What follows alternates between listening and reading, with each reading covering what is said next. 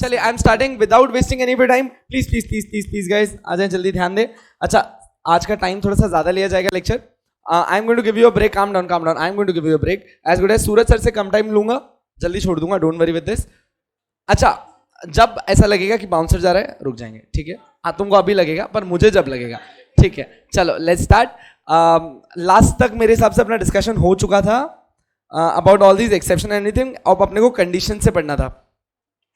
Right, this word conditions had to be discussed. अच्छा दोस्त, अब बात समझनी है कंडीशन वर्ड अपन क्यों पढ़ रहे हैं, बिकॉज अब आप डिस्कशन करने जा रहे हैं. अच्छा एक सेकंड, सब सेटल. अच्छा, कोई लोग फर्स्ट टाइम बैठ रहे हैं? नो वन, सब लोग चैप्टर बैठ चुके हैं, बहुत बढ़िया. ठीक है, लेट्स स्टार्ट. आप अब बैठने वाले हो for conditional transfer. Conditional transfer का मतलब क्या होता है समझना. सबसे पहले, जब कभी भी when there is any transfer, please guys ध्यान दीजिए, जब कभी भी there is any transfer, पर ये transfer is not complete, the transfer is not complete but it is subject to fulfillment of a condition. मतलब अगर ये कंडीशन हुई पूरी तो आप उस प्रॉपर्टी के मालिक बनेंगे, नहीं हुई तो आप नहीं बनेंगे. अच्छा, अब ये एक नॉर्मल लाइन है पर इसको अपने को थोड़ा सा चेंज करना है, इसमें कुछ एडिशंस करने हैं. इसके लिए अपने को समझना पड़ेगा कि कंडीशंस कितनी तरीके की होती हैं. कंडीशन होती है दो तरीके की. एक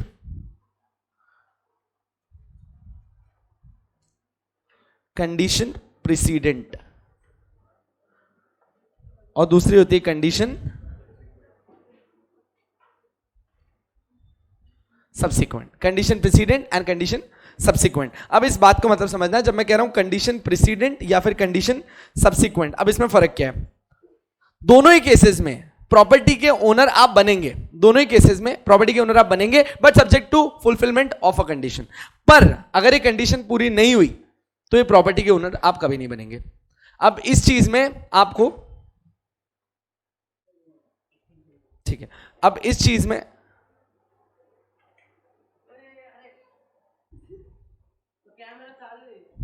अरे यार आप दोनों बाहर जाके खेलो यार, जो भी है. तुम भी ना वैज्ञानिक को साथ में लेके आते हो, प्लीज आ जाए वापस से. नेक्स्ट अप, कंडीशन प्रेसिडेंट और कंडीशन सब्सिक्वेंट की बात चल रही थी. जब आप कहते हो कंडीशन प्रेसिडेंट, ये ऐसी कंडीशन है जो पहले करनी पड़ेगी उसके बाद. भैया भैया दोनों प्लीज बाहर जाके खेलो यार. कंडीशन प्रेसिडेंट में ये एक ऐसी कंडीशन है जो पहले आपको कॉन्कर करनी है, उसके बाद प्रॉपर्टी मिलेगी. अब प्लीज एक मिनट दिमाग लगाना.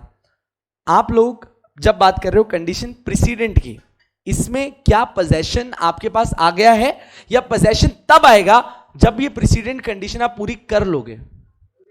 सर मतलब पोजेशन नहीं आया है, पोजेशन फ्यूचर में आएगा अगर ये कंडीशन पूरी की. अच्छा, इसी जगह पे जब मैं कह रहा हूं कंडीशन सब्सिक्वेंट, इसका मतलब है कि एक बार के लिए हम आपको पोजेशन तो दे रहे हैं, ओनरशिप भी दे रहे हैं, पर ये ओनरशिप कंटिन्यू होगी अगर आप पोजेशन के बाद इसकी सब्सिक्वेंट कंडीशन फुलफिल करते रहोगे. Do you guys agree with this term? Condition precedent आपको पहले करनी पड़ती है, उसके बाद ओनरशिप की बात आती है, जबकि कंडीशन सब्सिक्वेंट में ओनर आप पहले बन जाते हो, बात बाद में आती है. ओनर आप पहले बन जाते हो, कंडीशन की बात बाद में आती है. Guys agree with this? Sure? किसी को इसमें कोई आपत्ति है? नहीं है. अच्छा, अब इधर एक चीज और समझना. सर इसका एक एग्जांपल ले सकते हैं जिससे कंडीशंस क्लियर हो जाए हमको? बिल्कुल ले लेते हैं. जब आप कह रहे हो कि ये कंडीशन प्रेसिडेंट है, अगर मैं ऐसा कहूं A is going to transfer a property to B. A is going to transfer a property to B, provided B will marry C. Provided B will marry C, and post the marriage of C and B, ये property transfer हो जाएगी. This property will be transferred. अच्छा, ये कौन सी condition हुई? President है subsequent है? Sir president है, पहले शादी करनी पड़ेगी उसके बाद प्रॉपर्टी मिलेगी. यहां तक ठीक है, ये थी प्रेसिडेंट कंडीशन. अच्छा, शादी के बाद डाइवोर्स ले लिया तो? Sir none of our concern, condition थी शादी करने की, आगे तब तुम पूरा एक काम करो ना, फिर ऐसे तो फिर चलता ही रहेगा. ऐसा नहीं, सिर्फ पहले कंडीशन थी, आगे क्या कर रहे हो वो आप जानो, वो जाने, हमें फर्क नहीं पड़ता। प्रॉपर्टी चाहिए थी तो शादी करनी पड़ेगी। नेक्स्ट कंडीशन सब्सिक्वेंट, बी और सी को हम ये प्रॉपर्टी सेल कर रहे हैं, प्रोवाइडेड एक चीज कि वो हमेशा साथ रहेंगे प्रॉपर्टी मिलने के बाद भी। ये हो गई कंडीशन सब्सिक्वेंट। अच्छा, आपको दोनों में फर्क समझ में आ गया। अब बात समझो, कंडीशन सब्सिक्वेंट में बी और सी ने कुछ किया क्या? अभी नहीं, उनको हमने बोला कि प्रॉपर्टी का पोजेशन ले लो, आपकी कंडीशन फिर शुरू होती, जबकि कंडीशन प्रीसीडेंट में पोजेशन मिलने से पहले कंडीशन पूरी करो, फिर आपको पोजेशन मिलेगा। श्योर है? ठीक है, तो एक लाइन अगर मैं लिखने जा रहा हूं, क्या ये लाइन जस्टिफाइड लग रही है आपको? possession in case of condition precedent takes place after the fulfillment of the condition. However, in case of condition subsequent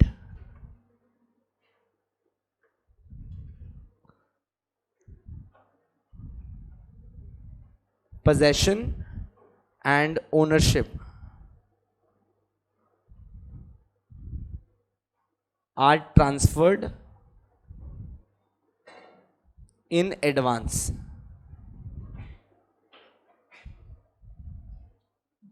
Ownership are transferred in advance only, एक second, advance, and condition is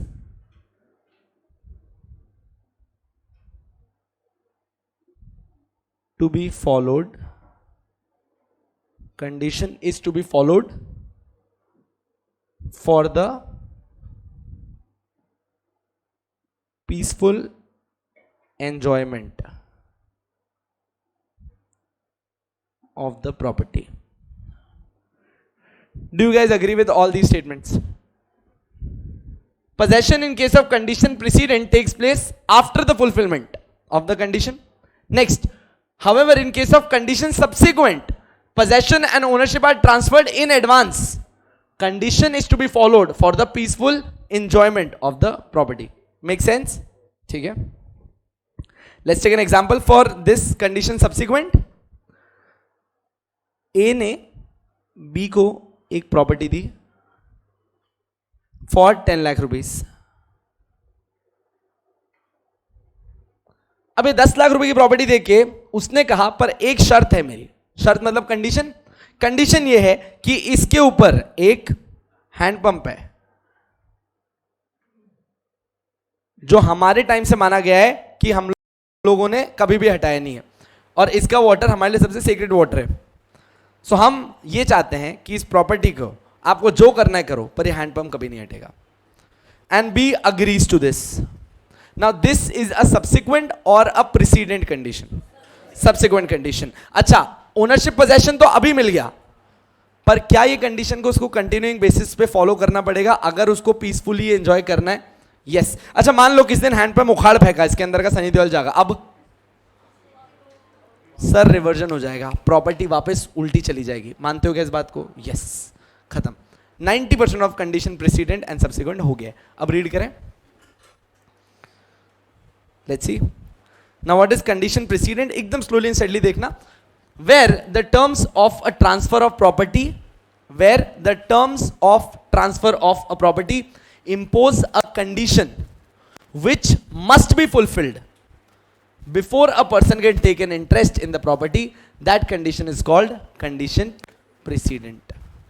Make sense? Transferee's interest, एक second, transferee कौन होता है? Sir, जिसको property मिलने वाली है वो ट्रांसफरी है, जो ट्रांसफर कर रहा है उसे ट्रांसफरर कहते हैं। द ट्रांसफरीज इंटरेस्ट मतलब ये जो सामने वाले बंदे को जिसको तुम्हें प्रॉपर्टी दे रहे हो उसका इंटरेस्ट क्या है? इन प्रॉपर्टीज ओनली कंटिंजेंट. कंटिंजेंट मतलब based on happening of an event. Contingent का मतलब क्या होता है? Based on happening of an event.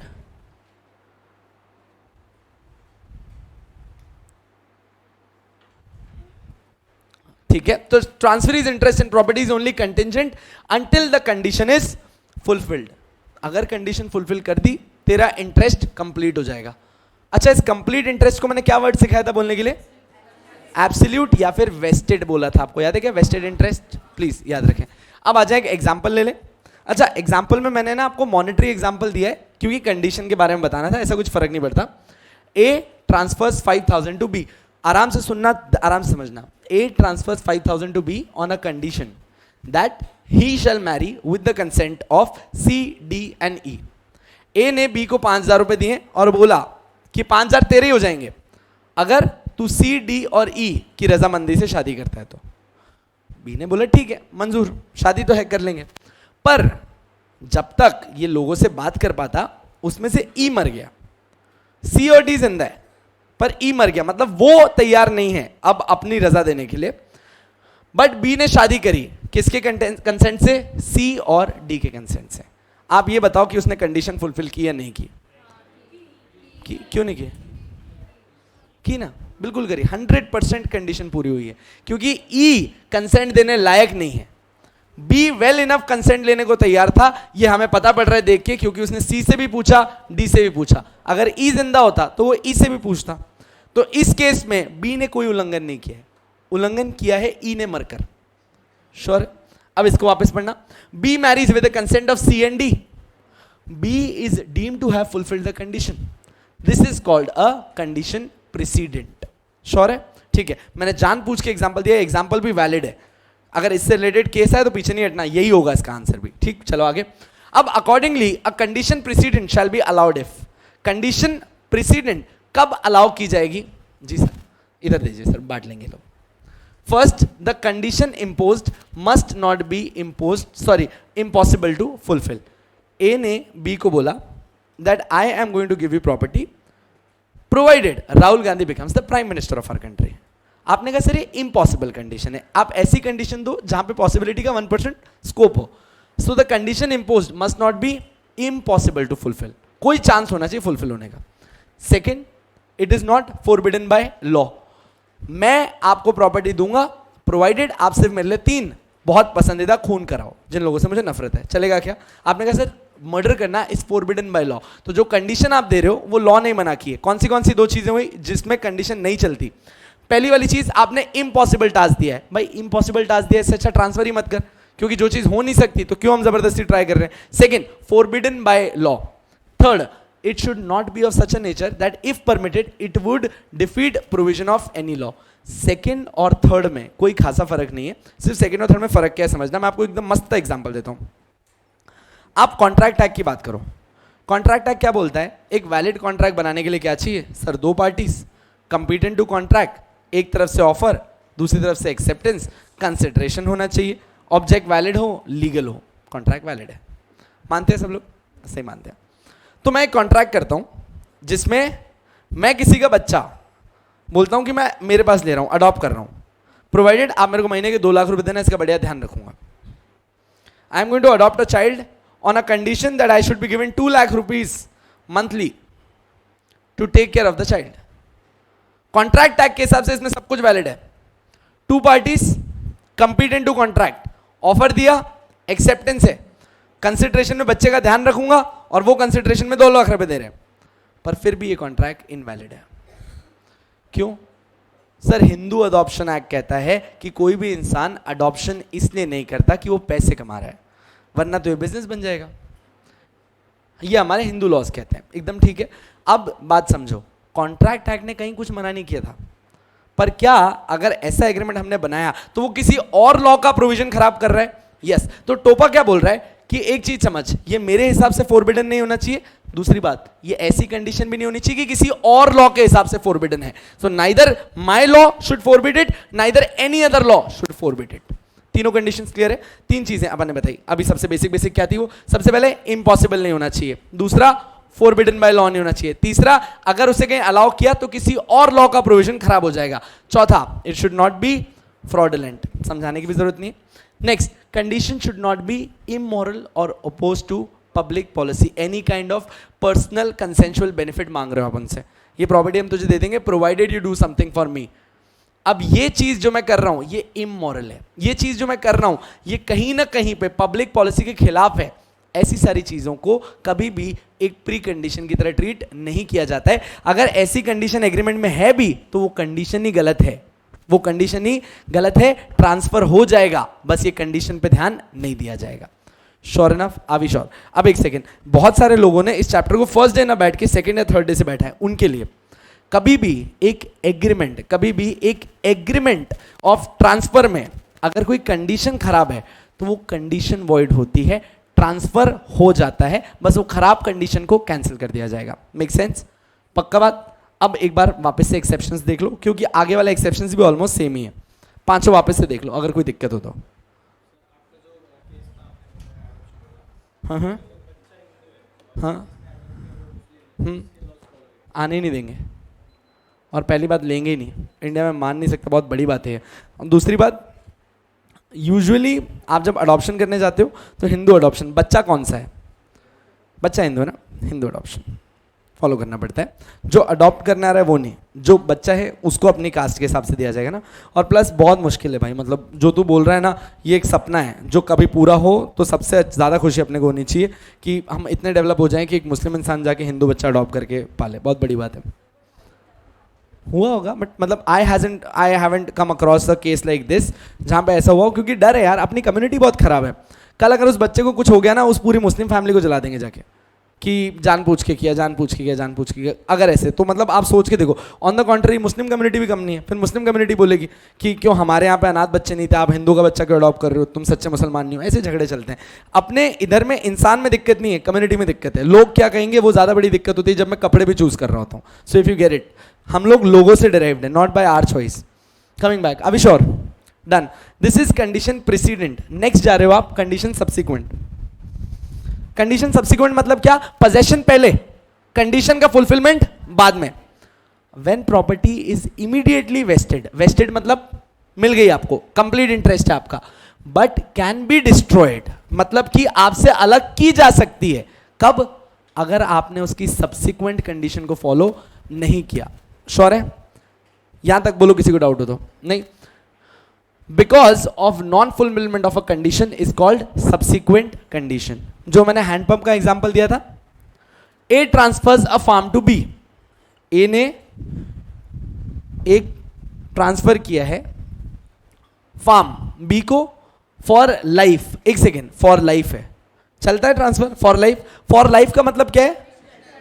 जब बी मरेगा तो वापस से ये फार्म घूम के किसके पास आएगा? ए के पास आएगा। Very good. पर कब? जब बी मरेगा, उससे पहले तो नहीं हो सकता। एब्सोल्यूट है, मतलब जब तक बी जिंदा है तब तक वो कुछ भी कर सकता है इसके ऊपर बेचने के अलावा। Everyone agree with this? A transfers a farm to B for his life with a provision that in case B cuts down a certain wood. इस पूरे फार्म में कोई वुड है जो बी ने कट नहीं करनी है, ये कंडीशन है। अगर उसने कट किया, the transfer shall cease to have any effect. B cuts down the wood, he loses his life interest in the farm. Example clear है? मैंने एक फार्म दिया बी को, मैंने कहा बी जब तक तू जिंदा है तब तक ये फार्म तेरा एंजॉय कर। However, इसमें एक पेड़ है जिसको मैं बहुत मानता हूं, अगर तूने इसको कट कर दिया, अगर तूने इसको कट कर दिया तो मेरे लिए तूने मेरी सब्सिक्वेंट कंडीशन का ब्रीच किया है। ऑटोमेटिकली प्रॉपर्टी किसके पास आ जाएगी? वापस मेरे पास आ जाएगी। Make sense? This is subsequent. अब आ जाते हैं इसी में, एग्जाम्पल हो गया, इसके डिफरेंसेस देखिए। बिल्कुल टाइम पास है, एग्जाम पर्सपेक्टिव इंपॉर्टेंट है पर, क्योंकि अगर एक बार में उनको आपसे दोनों चीजें पूछनी है, प्रेसिडेंट भी और सब्सिक्वेंट भी, तो इट्स अ गुड ऑप्शन की डिफरेंस बिटवीन में डाल दें। आपके एग्जाम में क्वेश्चन पैटर्न, अगर आप अभी तक कोई टीचर ने क्वेश्चन पैटर्न डिस्कस किया है? विकास ने कर दिया ना। एक मैं वापस से थोड़ा ब्रीफ आउट कर देता हूं so that it will be very easy for you guys to understand. Question 1 comment, 5 number, 25 number straight आएंगे। क्वेश्चन 2 के 2 वेरिएंट्स आने लग गए हैं, या तो डिस्टिंक्शंस दे देते हैं या फिर 3-3 क्वेश्चंस के पैटर्न में बांट देते हैं इसको। यूजुअली ईबीसीएल में डिफरेंसेस आते हैं, इस बार भी डिफरेंसेस ही थे, तो आगे भी आप उम्मीद कर सकते हैं पैटर्न कंटिन्यू होगा। क्वेश्चन 2 में और आता है, क्वेश्चन 2 और क्वेश्चन 2A दोनों में ही डिफरेंस होते हैं। क्वेश्चन 2 में होता है 5-5 नंबर के 3 क्वेश्चंस, क्वेश्चन 2A में होता है 3-3 नंबर के 5 क्वेश्चंस। ये आपकी चॉइस है कौन से अटेम्प्ट करने। मैंने हमेशा बोला है कि 3 वाले अटेम्प्ट किया करो, 5 वाले नहीं। क्यों? जब आप 5 वाले करने जाते हो आप सब कुछ कवर करने के चक्कर में टाइम ज़्यादा वेस्ट करते हो, 1 प्लस सीलिंग ज़्यादा हो जाती है, क्योंकि अगर सबसे आधा आधा नंबर भी कटेगा तो 2.5 नंबर गए, जबकि ऊपर वाले में अगर आधा आधा कटा तो 1.5 नंबर ही जाएगा। तो ये सारी चीज़ें जो बहुत ज़्यादा अपने को बेनिफिट करती हैं। हाउएवर नहीं आता है तो 5 अटेम्प्ट करो, बेटर है, पर अगर शॉर्ट आते हैं तो ऊपर वाले पे देखना। Coming back, condition precedent and subsequent, क्या इन डिफरेंसेस में देखिए आपको कोई डाउट आता है। पहला difference, a condition precedent should happen before the estate commences. सही बात है, आपको ये एस्टेट की मालकियत मिले उससे पहले कंडीशन पूरी करनी पड़ेगी। हाउएवर सब्सिक्वेंट कंडीशन कब फॉलो करनी होती है? ट्रांसफर होने के बाद। A condition subsequent is one by the happening of which an existing state will be defeated। देखो, subsequent condition is one by the happening of which, अगर वो condition में तुमने गलती कर दी, an existing estate will be defeated, तुमसे वापस छीन ली जाएगी। Sure enough? अच्छा दोस्त, अगर इसमें तुमको ये पॉइंट नहीं लिखना हो और इसकी जगह तुमको ये लिखना हो that a condition subsequent should happen after the possession is given, तब भी आपकी लाइन गलत नहीं है, बिल्कुल जस्टिफाइड है। ये मेरे लिखने का तरीका है, आपने चेंज करना है आप चेंज कर देना, कोई प्रॉब्लम नहीं आएगी इसमें। Sure. Second condition, the condition comes before the interest, आपको प्रॉपर्टी में इंटरेस्ट मिले उससे पहले कंडीशन पूरी करनी पड़ेगी। हाउएवर कंडीशन सब्सिक्वेंट में प्रॉपर्टी पहले मिल जाती है, इंटरेस्ट बाद में पूरा करना पड़ता है। The interest is created before the condition. Sure. ऊपर वाले एग्जाम्पल में जाके देख लो, इस वाले में देखो इंटरेस्ट पहले क्रिएट कर रखा है अपन ने और कंडीशन बाद में आई है। A transfer the farm to B, interest is created, खत्म, ए हो गया, ट्रांसफर कर दिया। जबकि कंडीशन प्रेसिडेंट में देखना, A transfers 5,000 to B on a condition, मैं 5,000 तुझे तब दूंगा जब तू ये कंडीशन पूरी कर दे। श्योर। नेक्स्ट क्या है? कंडीशन प्रेसिडेंट के अंदर थर्ड पॉइंट पे हूं मैं, wasting on interest is postponed, आपको प्रॉपर्टी में इंटरेस्ट कब मिलेगा? Till the condition is performed, जब आप इसमें काम कर लोगे तब आपको ये प्रॉपर्टी मिलेगी, वरना वेस्टेड इंटरेस्ट आगे ही बढ़ता रहेगा, पोस्टपोन ही होता रहेगा, आपको कभी भी इसमें इंटरेस्ट नहीं मिलने वाला। जबकि सब्सिक्वेंट इंटरेस्ट में क्या आपको ऑन द स्पॉट पोजेशन मिल जाता है, वेस्टिंग इज इमीडिएटली डन, आप ऑन द स्पॉट ओनर हो, आप ऑन द स्पॉट उसके मैनेजमेंट अपने कंट्रोल में ले चुके हो। देख लो ये लाइन अपन ने लिखी है, in case of condition subsequent possession ownership are transferred in advance, vesting of interest is postponed in condition precedent, vesting is immediate, completed and not postponed। make sense? वापस देख लो, अगर ऊपर वाले 3 में कोई दिक्कत आ रही हो तो आपको नहीं है, सिंपल। अरे तो मरे मरे क्यों लग रहे हो, थके हुए हो? हाँ वो आ गई आवाज, नहीं थके भी हो तो अभी अभी एंड तक थकान पता पड़ेगी, आ जाए वापस। फोर्थ, एक चीज समझना, कंडीशन प्रेसिडेंट मतलब क्या? पहले कंडीशन पूरी फिर प्रॉपर्टी। मैंने हरीश सर को बोला आपको अपना घर दे दूंगा प्रोवाइडेड आप सनी लियोन से शादी कर लो। बंदे ने पता नहीं क्या चक्कर घुमाया, शादी कर ली, प्रॉपर्टी देनी पड़ेगी, दे दिया। 2 दिन बाद सनी लियोन ने उनको छोड़ दिया। सही बात है, रीजन जान दो, ठीक है, रीजन जान दो कि क्या जो भी हुआ, पर 2 दिन बाद सनी लियोन ने उनको छोड़ दिया। अब सवाल, नहीं, अपनी कोई जान पहचान नहीं वहाँ, वापस सुनिएगा एक बार। पर अब एक बात बताओ, क्या मैं बोल सकता हूँ कि प्रॉपर्टी वापस दो? नहीं, क्यों? सर कंडीशन प्रेसिडेंट थी, हो गई, कहानी खत्म। मतलब once a precedent condition is done, ownership absolutely आगे चली जाती है, कोई वापस जाने का चांस नहीं छोड़ के जाती। ये लाइन रीड करना, once the interest is vested it can never be divested, मतलब एक बार इंटरेस्ट मिल गया, इंटरेस्ट खत्म नहीं होगा। ये बात सही है? On the ground of non fulfilment of condition, पहले कंडीशन फुलफिल करनी थी, हमने कर दी, जीवन भर सनी लियोन साथ में रहेगी, ये कहीं की कंडीशन नहीं थी, कंडीशन थी शादी करना, बात खत्म, पैक। हाउएवर एक बात समझना, कंडीशन सब्सिक्वेंट में आपको ओनरशिप पहले मिल जाती है, पोजेशन पहले मिल जाता है, पर आपसे वो पोजेशन छीना जा सकता है। कब? जब आपने वो प्रीसीडेंट सब्सिक्वेंट कंडीशन फॉलो नहीं करी। देखें, though the interest is vested, आपको ओनरशिप पहले ही मिल गई है, it is liable to be divested on the ground of non fulfilment of condition. बोलो इन 4 पॉइंट में कोई दिक्कत? ठीक है। अच्छा, अगर मैं इन चारों के बेसिस की बात करूं तो प्लीज मेरे को बेसिस बता देना। पहला वाला था should happen, so condition should happen before. Second वाला था इंटरेस्ट बाद में क्रिएट होता है, उसमें पहले क्रिएट हो जाता है। इधर था वेस्टिंग पोस्टपोन हो जाता है, उसमें वेस्टिंग स्टार्टिंग में हो जाती है। इसमें रेवोकेशन की बात करते हैं, एक बार कंडीशन पूरी हो गई रेवोकेशन नहीं हो सकता। Fifth, acquisition of an estate is affected by the condition precedent, retention of estate is affected in condition subsequent. इस लाइन का मतलब आप समझोगे, come on, who wants to try? हाँ जी,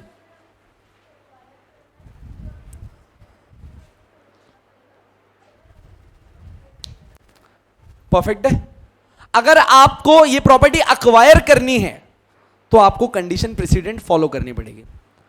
हाउएवर अगर आपको किसी चीज को रिटेन करके अपने पास ही रखना है, आपको कंडीशन सब्सिक्वेंट फॉलो करनी पड़ेगी। So acquisition of estate is affected by condition precedent and retention of estate is affected in case of condition subsequent. Sir इसमें हम सिंपल लैंग्वेज लिख सकते हैं क्या? नहीं, मत लिखना। ये वर्ड्स ट्रांसफर प्रॉपर्टी एक्ट के बड़े बेसिक, बड़े कॉमन वर्ड्स हैं। अगर इस कॉमन वर्ड से भी नीचे उतर जाओगे तो वो तुमको डिजिट्स कुछ और तरीके से देने लग जाएगा। So do not change it to this, ये जरूरी है लिखना, इसीलिए इन वर्ड्स को यूज किया है। ठीक है, आ जाए नेक्स्ट। अच्छा, ये दोनों पॉइंट एकदम सेम है, बट फर्क कहां है? एक कंडीशन वॉइड है और एक कंडीशन वैलिड है। समझना, अगर वापस सुनना, कंडीशन प्रेसिडेंट में ओनरशिप बाद में मिलती है, सही बात है, पर अगर मैंने जो कंडीशन आपको दी है वो इमोरल है या फिर अपोज टू पब्लिक पॉलिसी है या फिर इलीगल है, क्या वो कंडीशन वैलिड हो सकती है? आपने कहा सर नहीं, तो मतलब ऐसे केस में मैं कहूं कि ये जो कंडीशंस थी ये सारी की सारी वॉइड है। In case of condition precedent the transfer will be void if the condition is impossible to perform, immoral या पब्लिक पॉलिसी के अगेंस्ट है। पर अब मजा देख, अच्छा देखो, इसमें हम क्या बोल रहे हैं, ट्रांसफर वॉइड क्यों हो रहा है? क्योंकि पहले कंडीशन पूरी करनी थी फिर ही ट्रांसफर होगा। अगर कंडीशन ही खराब है तो ट्रांसफर भी खराब कर दिया हमने। हाउएवर कंडीशन सब्सिक्वेंट में देखो क्या हुआ। In case of condition subsequent the transfer is valid if the condition is impossible to perform. आपको प्रॉपर्टी दे दी, आपको प्रॉपर्टी देने के बाद का ये तेरे पास ही रहेगी, प्रोवाइडेड ये प्रॉपर्टी मिलने के 1 साल बाद तू चांद पे जाके रहेगा। इम्पॉसिबल कंडीशन है, आपको कोई फोर्स भी नहीं करेगा, मस्त रहे, कोई नहीं पूछेगा। आपको प्रॉपर्टी दे दी, प्रॉपर्टी बोल के बोल रहे हैं कि आपके पास ये प्रॉपर्टी तभी रहेगी जब हर साल आप लोग 10 मोर को मारोगे। आपने सर पॉसिबल ही नहीं है। ये सारी चीजें जो आप बोल रहे हो या तो वो लॉ के अगेंस्ट है या तो वो इमोरल है या फिर इम्पॉसिबल है। ऐसी सारी चीजें जो सब्सिक्वेंट कंडीशन में आपने इमोरल दी हैं उसमें मेरी ओनरशिप मेरे पास ही रहेगी, आपकी कंडीशंस को कैंसिल कर दिया जाएगा। अब दोनों ही केसेस में बात समझना, दोनों ही केसेस में कंडीशंस गलत हैं। हाउएवर जब ये प्रेसिडेंट कंडीशन थी तो अभी तक तो ट्रांसफर हुआ ही नहीं था। अभी तक तो हमने बोला था कि ये ट्रांसफर हम तब करेंगे जब ये कंडीशंस पूरी करोगे, पर लॉ बीच में आया कि सुन ये कंडीशंस ही गलत हैं। अगर ऐसी कंडीशंस तूने फुलफिल कराई तो आदमी यहां पे नहीं जेल में बैठा होगा। इसीलिए ये पूरा ट्रांसफर ही रद्द करो, ऐसी कोई कंडीशन पूरी करने की जरूरत नहीं है। हाउएवर कंडीशन सब्सिक्वेंट में आपको प्रॉपर्टी की ओनरशिप तो दे दी और हमने बोला अगर तेरे को ओनरशिप कंटिन्यू करनी है तो ये कंडीशंस पूरी कर। हमने कहा सुन बे, अगर एक बार ट्रांसफर हो गया ना, ट्रांसफर वैलिड ही रहेगा और कोई भी गलत कंडीशन जो तुमने डाली हम उन कंडीशंस को काट देंगे। जो मैंने अभी आपको 10 मिनट पहले एक लाइन बोली थी that once a transfer is done, अगर उसके अंदर कोई गलत कंडीशन है तो कंडीशन कट की जाती है, ट्रांसफर नहीं। हाउएवर ये जो पहले वाला पॉइंट है कंडीशन प्रेसिडेंट वाला, दिमाग लगाओ, अभी तक ट्रांसफर हुआ था क्या? अगर ट्रांसफर ही नहीं हुआ है तो कैसे तुम बोल सकते हो कि the transfer is valid however the conditions are invalid? हमने कहा दोस्त ट्रांसफर होने के बाद अगर कोई गलत कंडीशन है तो उन कंडीशंस की वैल्यू नहीं है। हाउएवर अगर ट्रांसफर होने से पहले कोई कंडीशंस है तो ये कंडीशंस अगर इनवैलिड है तो ट्रांसफर भी क्या माना जाएगा? इनवैलिड। बोलो मेक सेंस? ये वाला पॉइंट वापस समझाऊं? एनीवन समझा? श्योर। नेक्स्ट आते हैं, the condition precedent must be valid in the eyes of law. सही बात है, अगर जो आपकी कंडीशन प्रीसीडेंट है वो लॉ के हिसाब से वैलिड नहीं है तो उसकी पूरे ट्रांसफर की कोई वैल्यू नहीं है। हाउएवर कंडीशन की इनवैलिडिटी विल बी इग्नोर्ड। अगर कंडीशन इनवैलिड है तब भी ट्रांसफर क्या माना जाता है? वैलिड। अभी जस्ट ऊपर यही पॉइंट पढ़ के है, तो ये वाला पॉइंट मान के चलना, अगर आपने ऊपर वाला लिखा है नीचे वाला नहीं भी लिखा तो चलता है, वो सिर्फ एक्स्ट्रा पॉइंट बनाने की बात है, नहीं लिखा कंप्लीटली अलाउड है। लास्ट ये वाला पॉइंट कोई समझा दे तो मानो।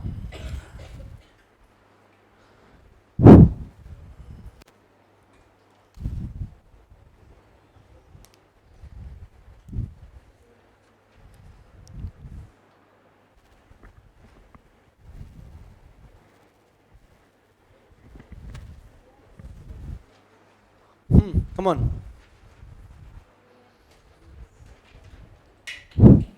मोस्ट ऑफ द टाइम, ये ना ये बड़ा मॉड्यूल पॉइंट है, पर मोस्ट ऑफ द टाइम आप कोई भी और नोट्स उठा लेना, ये पॉइंट हटा देते हैं, इस पर डिस्कशन नहीं होता। साइप्रेस पे कोई डिस्कशन नहीं करता। Let's see if we could do this. हाँ जी हरीश।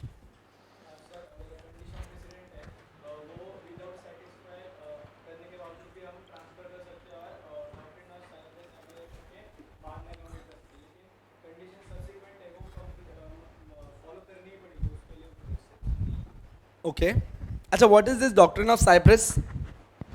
नहीं, अच्छा पहले डॉक्ट्रिन ऑफ साइप्रेस समझो। अच्छा साइप्रेस समझने जाओगे ना अपन जबरदस्ती इरिटेट होंगे। आपने टोपा में अभी पढ़ना है क्या? नहीं है, तो अपन ने बहुत ज़्यादा नहीं पढ़ना, बट फिर भी हमें पता होना चाहिए क्या है।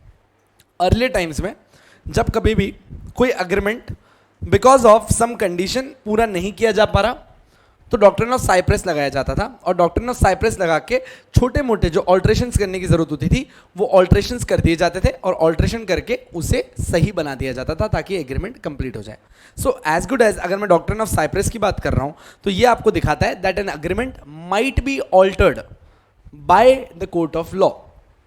अ doctrine says that an agreement might be altered by the court of law if the condition which has been given in that agreement is not being able to get fulfilled. Sure enough, sir ये तो गलत बात है, आप condition क्यों change कर रहे हो? यूजुअली साइप्रेस कब लगता था? In cases of trust property, in cases of trust property. अब ये ट्रस्ट प्रॉपर्टी क्या होता है? सर मान लो कि किसी ट्रस्ट पे अपन ने लोगों के बेनिफिट के लिए प्रॉपर्टी दी थी और कोई कंडीशन पूरी नहीं हो रही है, पर वो बड़ी जेन्युइन कंडीशन है जो पूरी नहीं हो पा रही, तब कोर्ट ऑफ लॉ बीच में आके बोलता था कि इसमें किसी का भी नुकसान नहीं है, इसीलिए मैं इस कंडीशन को क्या कर रहा हूं? ऑल्टर कर रहा हूं, वरना डॉक्ट्रिन ऑफ साइप्रेस नहीं लग सकता। एक बेसिक आइडिया है, ठीक है। अब यहां पे अपन क्या कह रहे हैं? द वर्ड, ये पूरी लाइन सेम है, सिर्फ मे और शैल लगाया गया है इसमें। अगर आप देखो तो जब मैंने कहा कंडीशन प्रीसीडेंट की बात चल रही है, it says the condition precedent may be subsequently complied with. ये एग्जांपल मैं आपको ऑलरेडी दे चुका हूं। हरीश सर को मैंने कहा आपको सनी लियोन से शादी करनी पड़ेगी तभी ये प्रॉपर्टी दूंगा। हरीश सर ने शादी करी, प्रॉपर्टी ली, अगले दिन डाइवोर्स ले लिया। The condition president may be subsequently complied, मतलब कि एक बार के लिए ओनरशिप मिलने के बाद आपका मन है। अच्छा हरीश सर चाहे तो सनी लियोन पे दया करके बोल भी सकते ठीक है तुम मेरे साथ रह सकती हो, हाँ बोल भी सकते हैं। हरीश सर ये भी बोल सकते कि नहीं मुझे तुम्हारे साथ नहीं रहना, दोनों चीजें पॉसिबल है। क्या मैं उनको ये बोल सकता हूं कि नहीं तेरे को उसके साथ रहना ही पड़ेगा? आपने कहा नहीं, आपकी कंडीशन क्या थी? प्रीसीडेंट थी, सिर्फ पहले फॉलो करनी थी, सब्सिक्वेंटली फॉलो करने की जरूरत नहीं है। हाँ तुमको मजा आ रहा है तो रहो, हमको दिक्कत नहीं है, पर कंडीशन नहीं है ये तुम्हारी चॉइस है। श्योर? वापस से रीड करना। The condition precedent may be subsequently complied with, मतलब करना है तो करो, नहीं करना है मत करो। इसीलिए हम ये कहना चाह रहे हैं कि यहां पे the doctrine of Cypress applies, मतलब कि आप लोग ऑल्टरेशन कर सकते हो आगे चल के कंडीशंस में। क्यों? क्योंकि एक बार ओनरशिप आपकी हो गई, उसके बाद जो करना है करो। इसीलिए इसने बोला doctrine of Cypress applies. Sir doctrine of Cypress exam में लिखना जरूरी है क्या? याद नहीं आया तो कोई दिक्कत नहीं है, मतलब ऐसा कोई गले पे तलवार नहीं है। लेफ्ट साइड, जबकि कंडीशन सब्सिक्वेंट में क्या होता है? ओनरशिप पहले मिलती है, आपको बाद में कोई कंडीशन फॉलो करनी है। हेंस ये कह रहा है a condition subsequent must be strictly complied, और यहां पे कोई बदलाव नहीं आएगा। जो सब्सिक्वेंट कंडीशन है वो आपको जीवन भर फॉलो करनी पड़ेगी। Hence there can not be any alteration, और ऑल्टरेशन नहीं हो सकता, so the doctrine of cypres does not apply. Now do you get it? Why do you use this word cypres? बोलो भाई, कोई डाउट? डन. एक बार के लिए सारे डिफरेंसेस देख लो, उसके बाद मैं अपनी सबसे तगड़ी चीज पर चल रहा हूं, द डॉक्ट्रिन्स अंडर टोपा. जल्दी देख लो.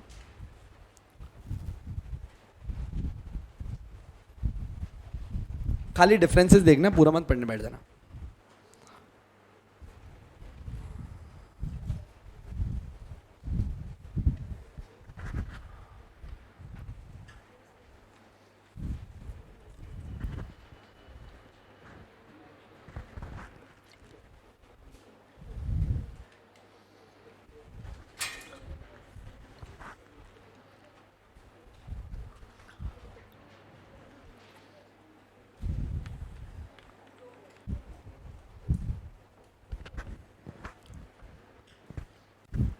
यस, सबने देख लिए?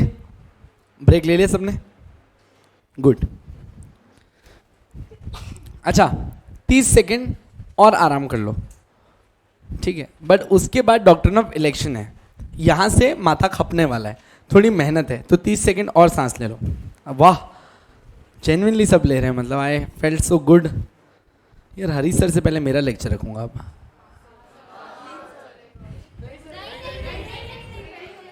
एंड में एक्सटेंड करते हैं क्या वो? आप क्यों खड़े हुए?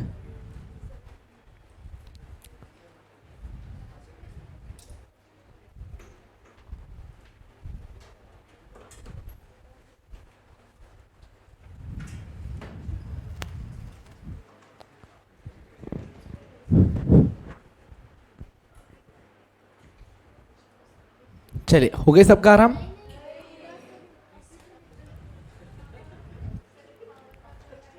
पावर नैप करना है, गाना वाना गा दूं जब तक? तुम अपने 30 सेकंड वेस्ट कर रहे हो. क्या दया आ रही है बेचारों पे यार. ओए, तुम क्यों थक गए भाई? तुम्हारा तो दूसरा तीसरा लेक्चर है ना अभी. हाँ, तुम क्यों थक रहे हो? मैं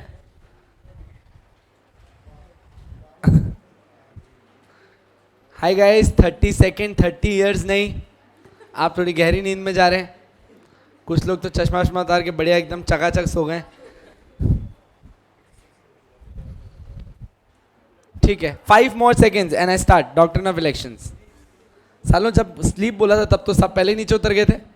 हाँ चलो, हो गया हो गया हो गया हो गया. चलो चलो चलो, हो गया मैडम, हो गया हो गया हो गया. बहुत नींद आ गई होगी ना आपको? अच्छा लग रहा है अभी? चलो ठीक है, लेट्स स्टार्ट. अब आप पढ़ने जा रहे हैं ये डॉक्ट्रिन्स. अच्छा, इस चैप्टर में नेक्स्ट इंपॉर्टेंट सबसे ज़्यादा है आपके डॉक्ट्रिन्स, और उसके बाद अपने को पढ़ना है टाइप्स ऑफ मॉर्गेजेस, जो आने वाले टाइम पे सबसे इंपॉर्टेंट है. चलो लेट्स स्टार्ट. चलो चलो चलो, कबाड़ी.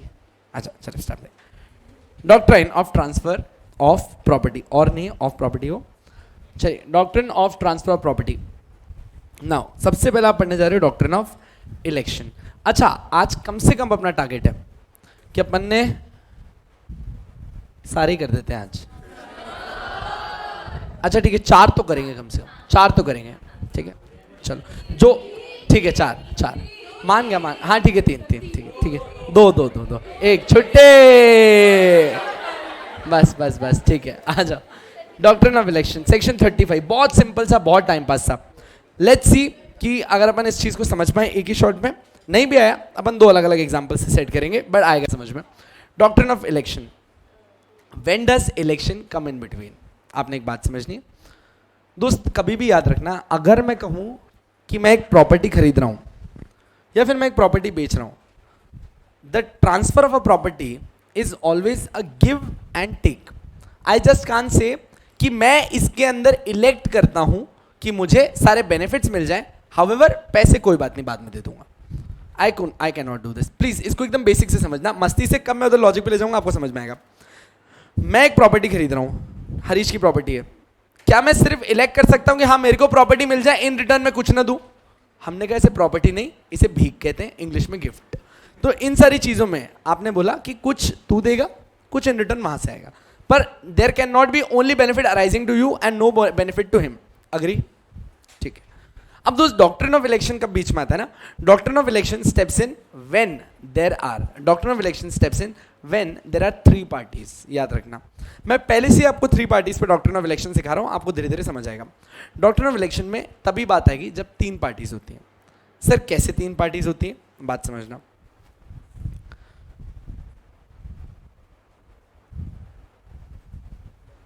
A is the owner, A is the owner of a property. It is one open land of 1 acre. ठीक। B is the owner of one more property. It is a building. ठीक है। C is good for nothing. A, B, C तीन लोग set किया मैंने।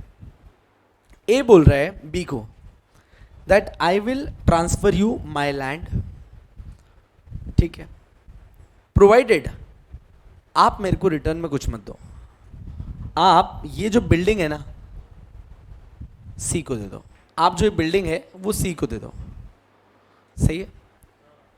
अब इस case में अगर आप एक चीज देखो तो सी को जो प्रॉपर्टी मिल रही है ना वो उसका ओनर नहीं दे रहा है प्रॉपर्टी का, जबकि वो कोई और ही आप तक पहुंचवा रहा है। प्रैक्टिकली ये बिल्डिंग ए के पास आनी चाहिए थी, पर ए ने अपने पास ली नहीं और ए ने कह दिया बिल्डिंग सी को दे दो। अभी जो मैंने तुमको पूरी बात बोली ना, डॉक्ट्रिन ऑफ इलेक्शन खत्म हो गया इसमें। इसका एंड वर्डिक्ट अपन यहीं पहुंचेंगे, पर अभी तक तुम्हारे जहन में सवाल ये उठता है कि क्यों, कैसे और हमें कर भी क्यों रहे हैं ऐसा। डॉक्ट्रिन ऑफ इलेक्शन कब आता है देखो। अच्छा जनरली कहूँ ना तो बहुत सारे डॉक्ट्रिन्स तो इंडिया के अंदर एप्लीकेबल भी नहीं होते, सिर्फ बहुत टाइम 1882 से चल रहे हैं तो आ रहे हैं। पर जितना मैं रिसर्च कर पाया ना, डॉक्ट्रिन ऑफ इलेक्शन सिर्फ और सिर्फ मैंने HUF के केसेस में देखे। अब जब एक हिंदू अनडिवाइडेड फैमिली होती है तो इनके पास होती है मल्टीपल प्रॉपर्टीज, कोई करता होल्ड करता है, कोई पास्ट करता था उसका बेटा होल्ड कर रहा है, कुछ कुछ कुछ कुछ कुछ होल्ड करके बैठते हैं। जब इनके पार्टीशन की बात आती है ना, अब ये पार्टीशन के टाइम क्या करते हैं, मैं ये प्रॉपर्टी तेरे को दे दूंगा, ये वाली प्रॉपर्टी तो उसको दे दे, मैं ये प्रॉपर्टी तेरे को दे दूंगा, ये वाली प्रॉपर्टी तो उसको दे दे। ये लोग एक दूसरे में प्रॉपर्टी डिस्ट्रीब्यूट करते हैं, इन रिटर्न कुछ कंसिडरेशन नहीं लेते, सिर्फ प्रॉपर्टीज एक दूसरे को बांट रहे होते हैं based on their partnership deed, sorry partnership बोल रहा हूँ, पार्टीशन चॉइस, जो उनका पार्टीशन करने का मन होगा। फॉर एन एग्जांपल मैं और मेरे साथ 30 लोग और थे उस HUF में। मैंने कहा यार मेरे पास 6 प्रॉपर्टीज है, ये प्रॉपर्टी एक निधि मैं आपको दे रहा हूँ, प्रोवाइडेड आपके वाली प्रॉपर्टी आप हरीश को दे दीजिए, मेरी एक प्रॉपर्टी मैं आपको दे रहा हूँ, आपकी वाली प्रॉपर्टी आप श्रुति को दे दीजिए। ऐसे करके हमने चॉइस कर दी और बांट दिया। शौर्णव सर पर हम पागल है जो ऐसा करेंगे, जिसके पास जो है वो चुप करके रखो ना। बात समझो, ऐसा भी तो हो सकता है कि हमारा जो HUF था उसकी 10 दुकानें थी, हमारा जो HUF था उसकी 10 दुकानें थी, उन दुकानों में से कुछ दुकानों की ओनरशिप मेरे पास है, कुछ आपके पास, कुछ आपके पास। हाउएवर एक दुकान को संभालता मैं हूं, पर उसकी ओनरशिप किसके पास है, आपके पास है। आपकी एक दुकान है जिसकी ओनरशिप मेरे पास है और आप उसको संभालते हो। मैंने कहा आज पार्टीशन का वक्त आ गया, आप आपकी वाली जमीन ले लो, मुझे मेरी वाली जमीन दे दो, सब अपना अपना बांटते हैं, अलग हो जाते हैं, शांति से रहेंगे, चिल करेंगे। Can this be done? आपने कहा ठीक है सर करवा दो।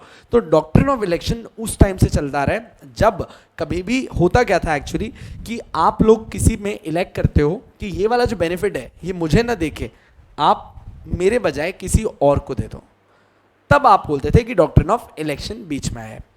10% डॉक्ट्रिन ऑफ इलेक्शन समझ में आया कि डॉक्ट्रिन ऑफ इलेक्शन कब आता है, जब कितनी पार्टीज हो, थर्ड। और जब आप इलेक्ट करते हो कि ये बेनिफिट मेरे को ना देके किसी थर्ड पार्टी को ही दे दो। जब कभी भी आप ये थर्ड पार्टी को दे रहे हो, बात समझना, मैंने हरीश को मेरी एक प्रॉपर्टी दी और बोला हरीश तेरी प्रॉपर्टी तू मुझे देगा, सही बात है। पर हाउएवर अभी प्रॉपर्टी के ओनर कौन कौन है, मेरी प्रॉपर्टी का मैं, हरीश अपनी प्रॉपर्टी का, मैंने मेरी प्रॉपर्टी उसको दे दी। अब हरीश 2 प्रॉपर्टी का ओनर है, एक खुद की एक उसकी, और मैंने उसको क्या बोला कि अपनी वाली प्रॉपर्टी किसको दे दे, किसी थर्ड पर्सन को दे दे। तो प्रैक्टिकली हरीश ने अपनी प्रॉपर्टी आगे किसी को दे दी। इस पिक्चर में मैंने ये प्रॉपर्टी उसको नहीं दी है, ये प्रॉपर्टी हरीश ने दी है। ये बात मानते हो? Everyone agrees this? ठीक है, बस इतना रख लो इसको। क्यों बोला मैंने ऐसा बाद में बताऊंगा। यहां तक किसी को कोई तकलीफ तो बोलो। Sure, let's come down. सिर्फ ये एक ही है जो थोड़ा सा इलीगल है। अपन ने सेक्शन 35 से लेके सेक्शन 41 तक जाना है, ठीक है? 41 तक मेन है, लिस्ट पेंडेंस तक पहुंचना है अपन ने। आ जाओ 35, डॉक्ट्रिन ऑफ इलेक्शन। अब देखते हैं इसने क्या बोला। This doctrine is based on the principle of equity. Now what is equity? Anyone knows what's the meaning of equity? जिन लोगों ने जेआईजीएल पढ़ा है, मैंने कॉन्स्टिट्यूशन में इक्विटी सिखाया होगा आपको.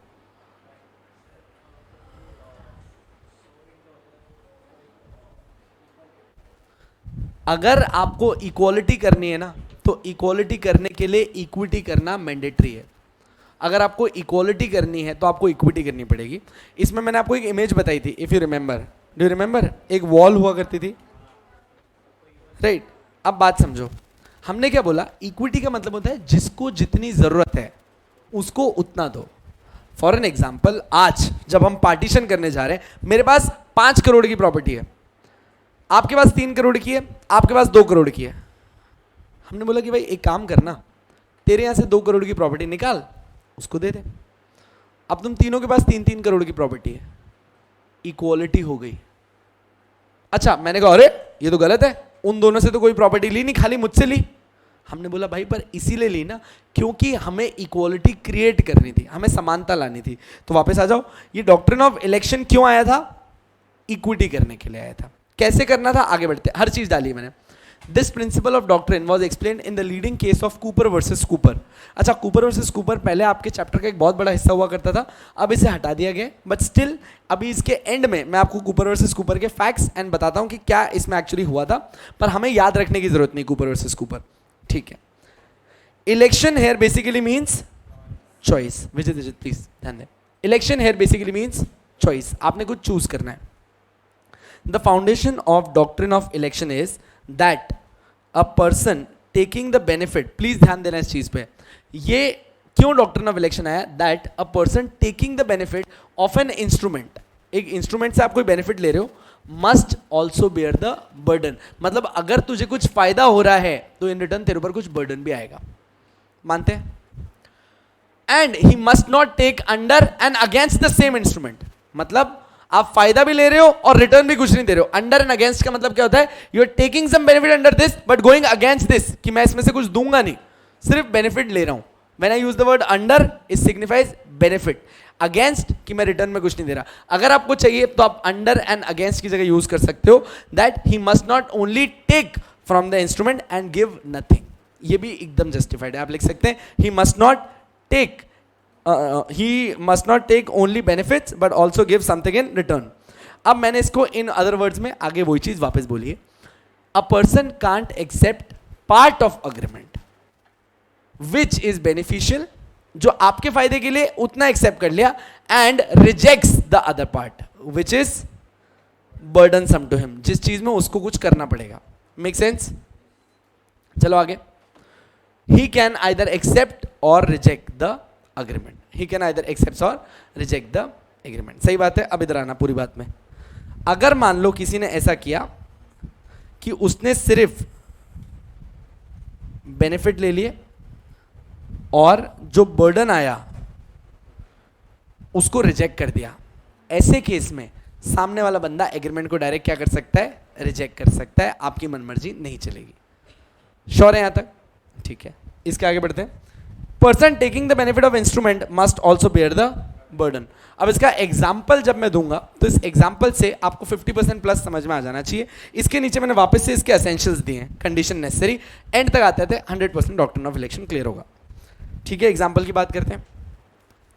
ए transfer to you his paddy field. A ने अपनी एक पैडी फील्ड्स आपको ट्रांसफर किए and in the same deed of transfer ask you to transfer your house to C. एक सेकेंड, एग्रीमेंट में कितने लोग हो गए? 3 लोग आ गए. ठीक है. ए ने आपको, लेट्स से विकास सर को, ए ने विकास सर को अपनी प्रॉपर्टी ट्रांसफर की है और इन रिटर्न उनसे क्या मांगा? To transfer your house to C. मतलब विकास सर को अपना घर किसको देना है? सी को. तो यहां पे इनको हाउस देना है, यहां पे एक फील्ड मिल रही है. अग्री? ठीक है. Now if you want to have the paddy field you must transfer your house to C. सही बात है. अच्छा एक सेकेंड, ये कंडीशन प्रेसिडेंट लग रहा है सब्सिक्वेंट? Condition president. अब इसके ऊपर ब्रैकेट में लिख लो that doctrine of election only comes when it is condition precedent. समझ में आया? डॉक्ट्रिन ऑफ इलेक्शन सिर्फ कंडीशन प्रेसिडेंट में होता है, सब्सिक्वेंट में नहीं होता। चलो, his paddy field on the condition that you give your house to C. Thus, either you take the paddy field and part with your house. आप paddy field लो और साथ में अपना घर छोड़ो, और do not take it at all. पर आप ये नहीं बोल सकते कि मैं paddy field रख लेता हूँ, घर नहीं दूंगा. You can't do this. This is called the doctrine of election. 50% clear. अब आते हैं असेंशियल्स पे. जब असेंशियल्स पढ़ेंगे तो एंड तक एकदम शॉर्ट क्लियर होगा. अच्छा, अभी अपने एग्जाम्पल में ए ने प्रॉपर्टी किसको दी? विकास सर को. विकास सर ने प्रॉपर्टी किसको दी?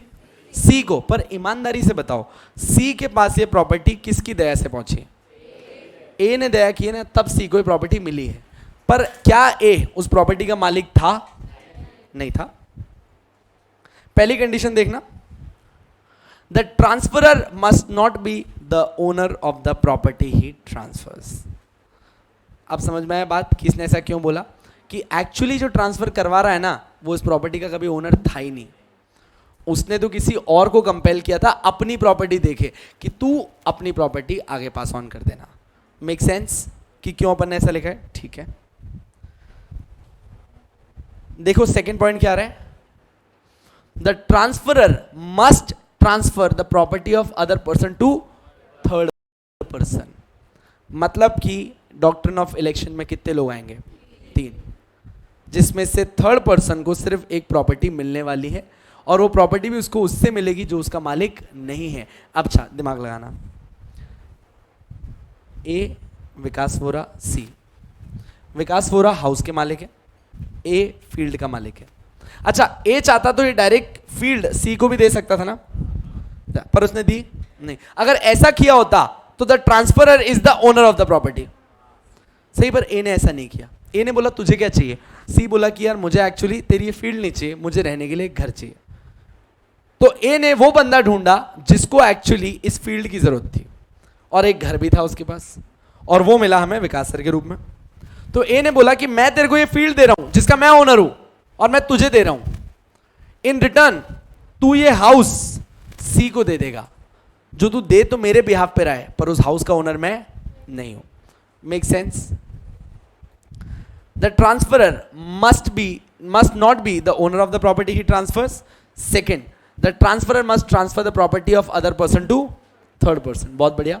थर्ड देखना, the transferor at the same time must grant some property of his own to the owner of the property through the same instrument. अब एक सेकेंड यहीं पे रुक जाएंगे. थर्ड वाला पॉइंट एक बार वापस रीड मारो, और फिर मैं एक केस बना रहा हूं. नहीं, थर्ड वाला जितना बस मार्क किया ना, the transfer eight the same time से, बस उतना ही रीड किया. The transferor at the same time must grant. जो ट्रांसफरर है ए, जिसने अपनी प्रॉपर्टी विकास सर को दी थी और बोला था कि तुम अपनी प्रॉपर्टी सी को दे दो, ये ट्रांसफरर को उसी सेम टाइम पे must grant some of his property to the owner of the property through the same instrument. अच्छा, यहाँ पे सेम इंस्ट्रूमेंट वर्ड यूज हुआ है, ये बहुत इंपॉर्टेंट चीज है, समझना. मेरा ऊपर वाले एग्जाम्पल वापस से लेते हैं. Let's see, this is the property जो है पैडी फील्ड्स.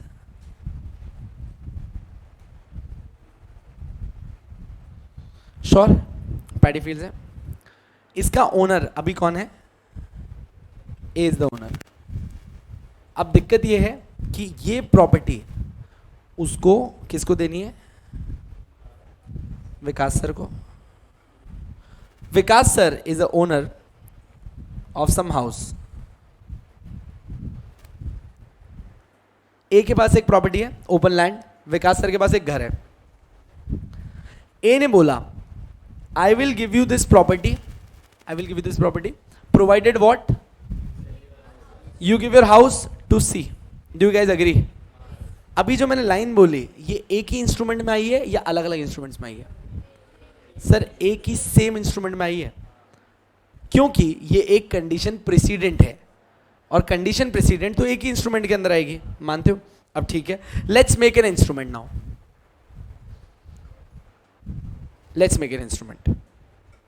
अच्छा, आज तक कभी आपने कोई एग्रीमेंट देखा है ऑफ ट्रांसफर? यहां तक एक स्टैम्प वैल्यू होती है, सही है, 100 500 जितने का भी होता है उस वैल्यू का पेपर बनता है। अब उसके नीचे क्या लिखा होता है देखना, यहां पे लिखा होता है this agreement is entered between party A Vikas Vora resident यहां के सन ऑफ इनके herein to be referred as party 1 या फिर herein to be referred as the seller और herein to be referred as the buyer, whatever, जो भी condition में वो है। ये होता है एक। फिर इसके आगे लिखा जाता है नीचे, sorry,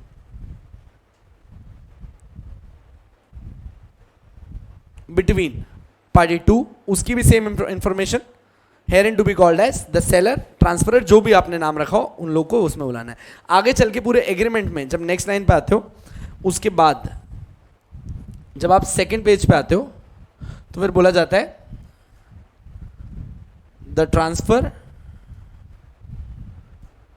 shell contain, the transfer shall contain, फिर कंडीशन स्टार्ट होती है, अलग अलग कंडीशंस होती हैं। First condition, that a consideration of ₹50 lakh shall be paid, that a consideration of 50 lakh should be paid, जिसमें से एडवांस हमें 25 लाख चाहिए,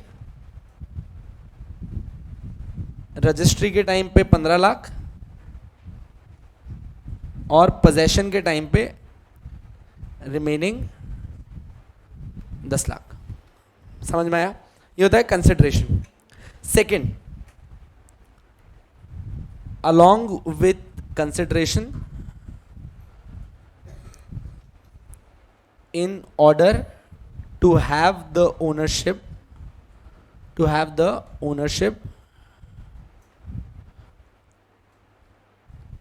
पार्टी 1। समझ में आ गया मैंने पार्टी 1 क्यों लिखा है?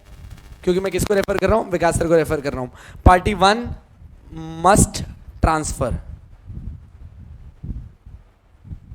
His house unconditionally without any further consideration to C। आपने कंडीशन देखी, 2 कंडीशन डाली मैंने। पहला कंसिडरेशन, कम से कम कितना पैसा आएगा? 50 लाख रुपए। 50 लाख का ब्रेकेज कैसे दिया अपन ने? 25 लाख एडवांस, 15 लाख रजिस्ट्रेशन, 10 लाख रुपए ऐसे। श्योर? आगे 50। अलॉन्ग विथ दिस, फिर भी अगर तुमको इस प्रॉपर्टी की ओनरशिप चाहिए तो तुमको और क्या करना पड़ेगा? मस्ट ट्रांसफर, मस्ट है मतलब कंपलसरी है, अनकंडीशनली मतलब कोई कंडीशन नहीं है, विदाउट कंसिडरेशन किसको? सी को। अब ये दोनों ही चीजें एक ही एग्रीमेंट में आई है, तभी डॉक्ट्रिन ऑफ इलेक्शन आता है। इसी जगह पे अगर ये एक एग्रीमेंट से सिर्फ प्रॉपर्टी बेचता और पैसे लेता और दूसरे एग्रीमेंट से ये लोग बात करते कि ये घर मैं उसको दूंगा या उसको दूंगा, डॉक्ट्रिन ऑफ इलेक्शन आता ही नहीं। डॉक्ट्रिन ऑफ इलेक्शन सिर्फ और सिर्फ तब आता है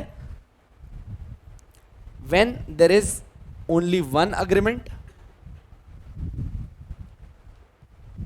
जो प्रॉपर्टी आप ट्रांसफर कर रहे हो आप उसके ओनर नहीं हो, प्लस एक चीज और रह गई, एक मिनट,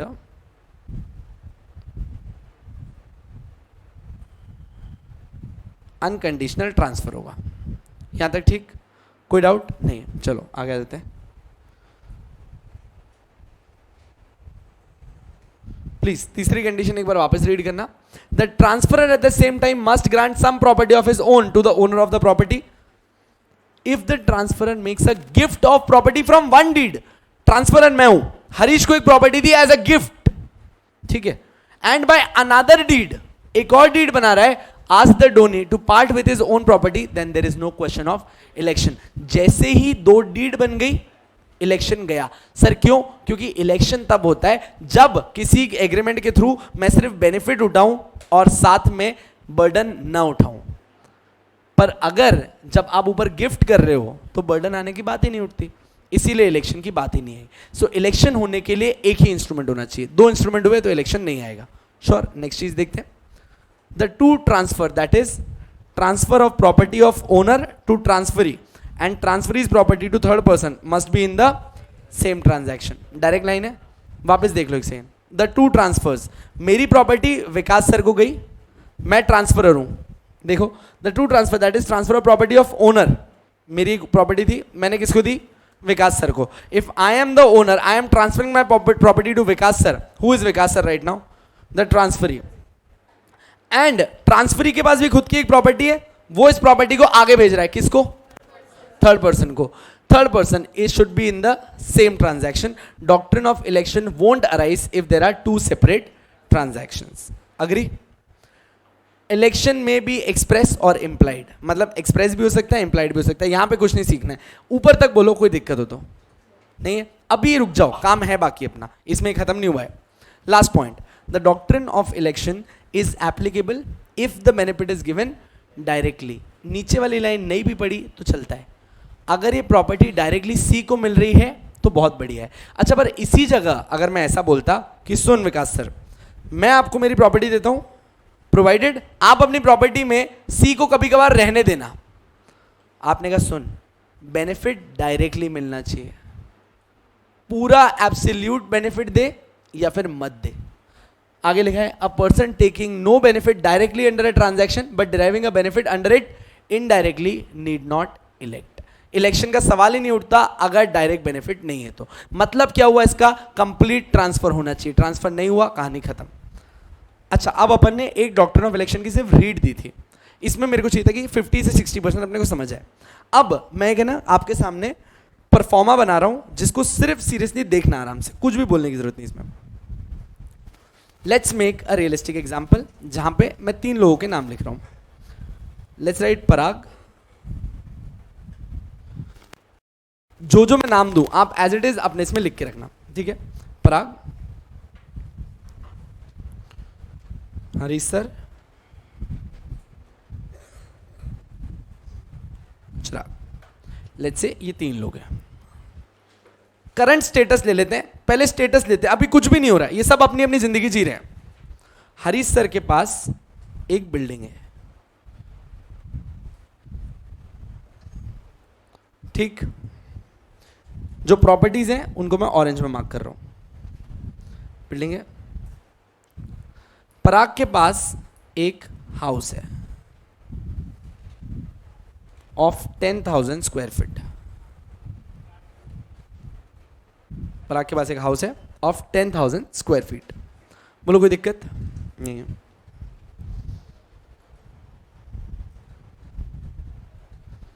ठीक। चिराग, पराग का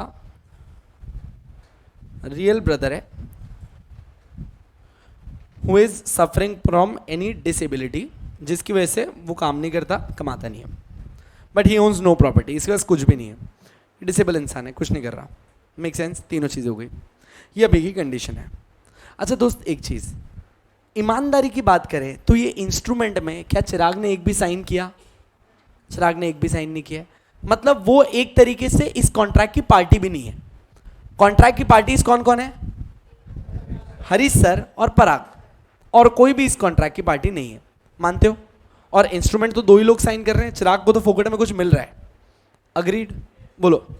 अच्छा, सबसे पहले ये इंस्ट्रूमेंट क्यों बन रहा है? क्योंकि पराग अपनी प्रॉपर्टी हरीश सर को दे रहा है। पराग क्या इस प्रॉपर्टी का ओनर है? हाउस का है। पराग अपनी प्रॉपर्टी किसको दे रहा है? हरीश सर को दे रहा है। तो पराग क्या हुआ? Transferor. Let's make it sure, Parag is transferor.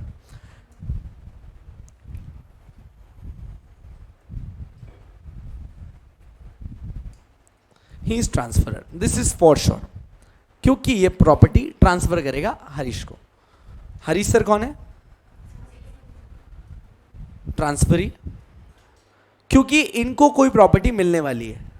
मानते हो?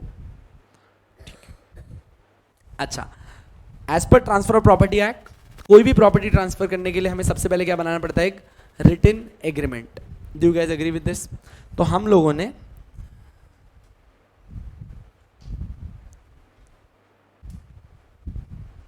एक इंस्ट्रूमेंट बनाया. ये इंस्ट्रूमेंट किसके किसके बीच में बना?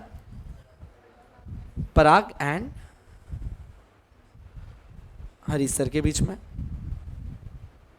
पराग एंड हरीश सर के बीच में एग्रीमेंट बना, whereby Parag is the transferor, Harish sir is the transferee.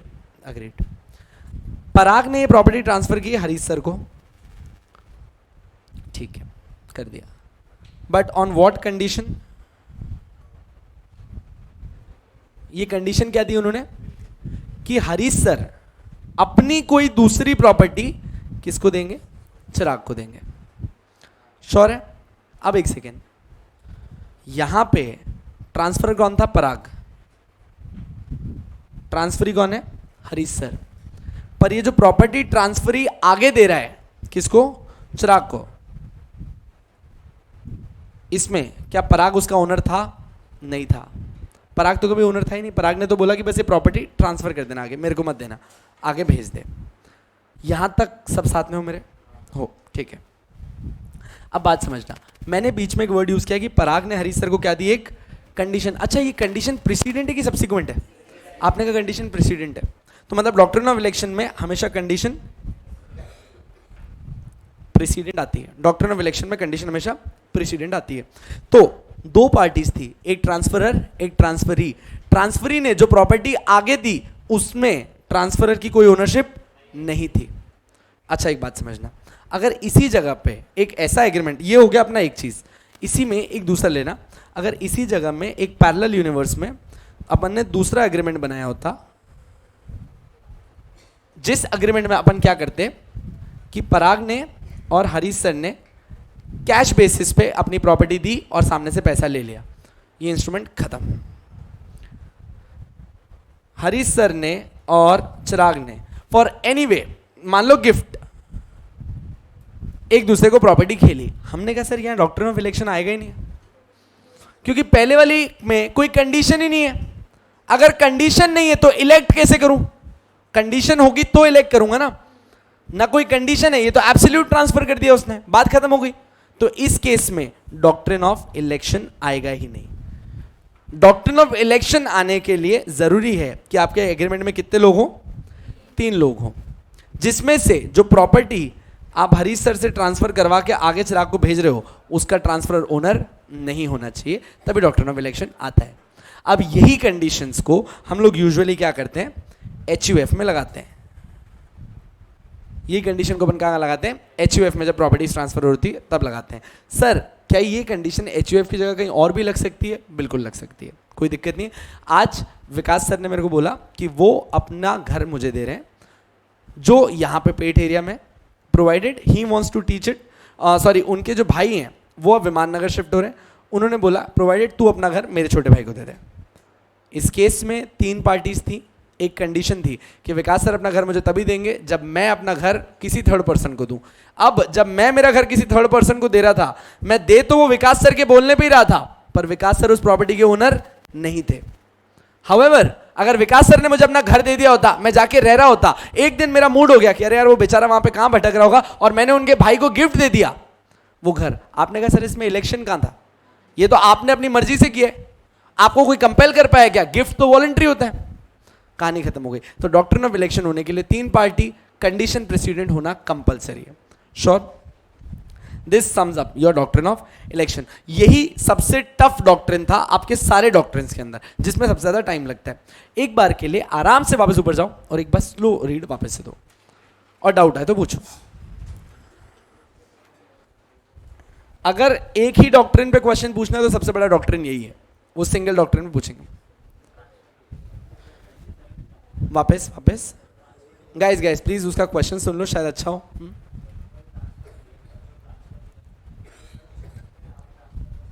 एक सेकंड, अपन है ना इस पे रहते हैं. हरीश सर, नहीं मैंने क्या बोला था? बेनिफिट एब्सोल्यूट होना चाहिए, डायरेक्ट होना चाहिए. देख अभी बात क्या हो रही है, सामने वाले बंदे से तुम कंडीशन क्यों रख रहे हो? क्योंकि कंडीशन पराग ने रखी है तेरे सामने कि अगर तुझे मेरी बिल्डिंग चाहिए, मेरा घर चाहिए, तो ये घर unconditionally, please see this condition जो मैंने जानबूझ के सी में एंटर करी, that in order to have the ownership party one must transfer his house unconditionally without any further consideration to C. ये पर्पसफुली लिखा जाता है डॉक्ट्रिन ऑफ इलेक्शन में, unconditional is the word in transfer, वरना क्या होगा ना, तुम सब एक दूसरे में कंडीशन कंडीशन खेलते रहोगे, ट्रांसफर होगा ही नहीं। The condition should come to an end. बोलो भाई, एक बार देख लो, जल्दी आगे बढ़ना है।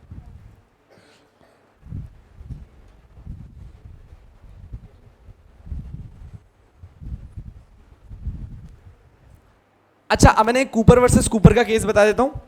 ये हस्बैंड वाइफ थे, साथ में रह रहे थे, दे डाइवोर्स्ड, ठीक है। अभी दोनों अलग हो गए, दोनों अलग हुए तो वाइफ ने बोला कि भाई मेरे को मेंटेनेंस चाहिए। तो भाई इस इंसान ने बोला कभी तो तेरी मेंटेनेंस खत्म होगी, क्योंकि मैं दूसरी शादी करूंगा और 2 बीवियों के खर्चे नहीं उठेंगे मेरे से। तो इसने बोला कि जब तक मैं सेल्फ एकदम डिपेंडेंट हो पाऊं उसके लिए मुझे 6 से 8 साल लगेंगे। तो एक एग्रीमेंट कर लिया कि 6 से 8 साल तक तू मेरे को कुछ मेंटेनेंस देगा, प्लस ये प्रॉपर्टी मेरे पास पड़ी रहेगी, प्लस ये प्रॉपर्टी मेरे पास पड़ी रहेगी जिसको मैं इस्तेमाल करूंगी, मेरे को इसमें फार्मिंग करनी है।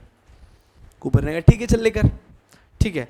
बाय द टाइम 6 साल खत्म हो रहे थे, यहां से इन भाई साहब की दूसरी शादी हो गई थी, प्लस दूसरी वाइफ काफी बीमार थी, ठीक है, प्लस इन लोगों ने एक बच्चा भी अडॉप्ट कर लिया था। मतलब सारी बुरी चीजें इसी के साथ हो रही थी, ठीक है। अब ये उस टाइम के केस में उसने जानबूझ के ऐसा बनाया होगा कि मेरी बीवी बीमार है, बच्चा भी है, इतना सब हो गया। ये यहाँ पे भाभी कतई नालायक नकटी, ये जो दूसरी वाली एक्स भाभी थी वो कहती कि मैं 6 साल में सेल्फ डिपेंडेंट नहीं हो पाई, काफी कम टाइम है, इसको लाइफ टाइम कर दो।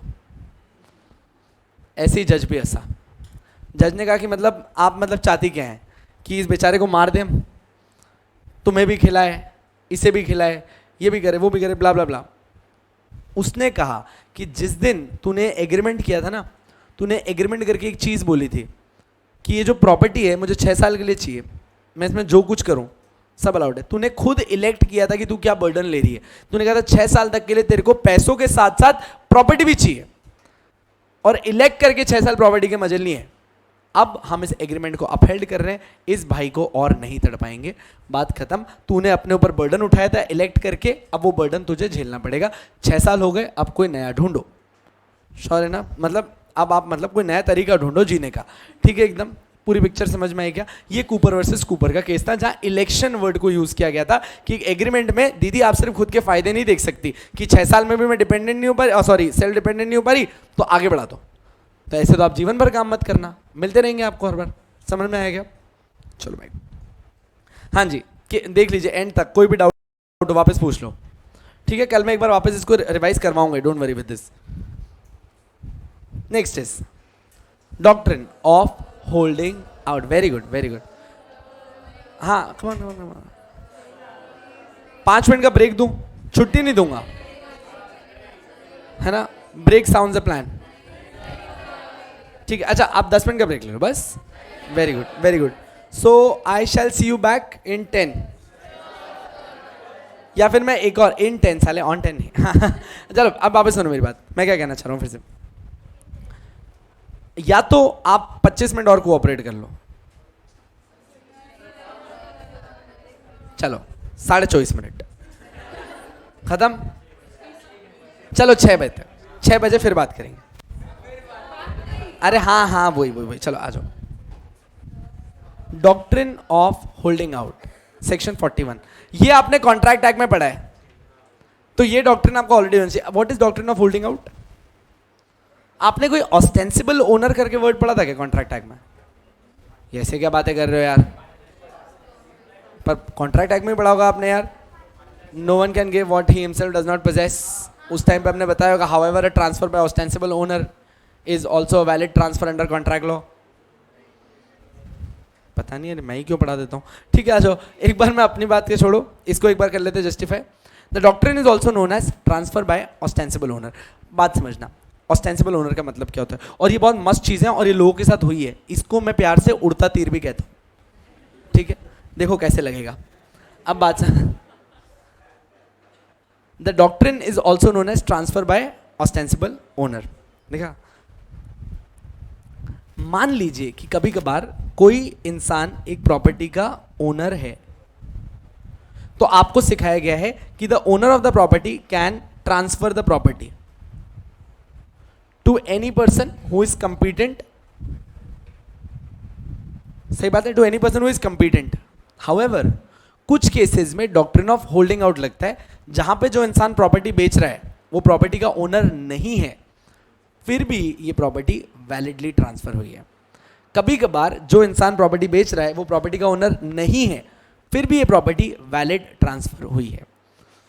This doctrine also known as transfer by ostensible owner. तो हो सकता है कि वो आपसे पूछे कि what is the rule of ostensible owner, छोड़ना नहीं उसको. Where owner of property permits another person who is not the owner of property to hold himself as the owner. वापस सुनना, मैं एक प्रॉपर्टी का ओनर हूं, पर मैं अभी यूएस में हूं, मेरी प्रॉपर्टी इंडिया में है. मैंने फोन किया हरीश को, हरीश मैं तेरे को साइन करके भेज रहा हूं, इस प्रॉपर्टी का अभी के लिए तू ओनर है, और तेरे को जिसको ट्रांसफर करनी हो कर देना, खाली कंसिडरेशन अमाउंट फाइनल करके मेरे को बताना, मेरा अप्रूवल लेना, साइन करवा देना. हरीश ने कहा ठीक है सर. अभी is he the real owner?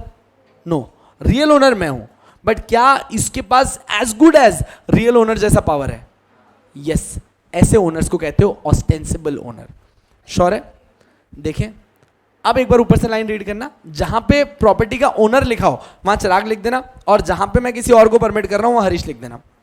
Where owner मतलब Chirag of the owner of the property, Chirag has permitted another person who is not the owner of the property, Harish, to hold himself as the owner of the property. कि हरीश आप property को hold करो as owner of the property, and third party to deal in good faith with person so permitted, such third party may acquire a good title as against true owner. ये property का owner मैं हूं, पर मैंने ये एक property है जिसका ओनर विकास सर है. चलो, विकास सर ने ये ट्रांसफर करने का राइट मेरे को दे दिया, और विकास सर अभी बैंकॉक में है. देखा साले, इसीलिए यूएस भेजा मैंने उसको. ठीक है, वो भी यूएस में है, बढ़िया एकदम चिल कर रहे हैं वहां पे. विकास सर ने प्रॉपर्टी यूएस में, विकास सर यूएस में, पर प्रॉपर्टी क्या है? इंडिया में. उन्होंने मेरे को क्या बोला कि तू बेच देना अगर कोई ग्राहक है. मेरे को एक शानदार ग्राहक मिला, सूरज सर नाम का. ठीक एकदम. चलो, सूरज सर मेरे को मिल गए. सूरज सर ने मेरे को बोला कि ये प्रॉपर्टी मैं खरीद लेता हूं.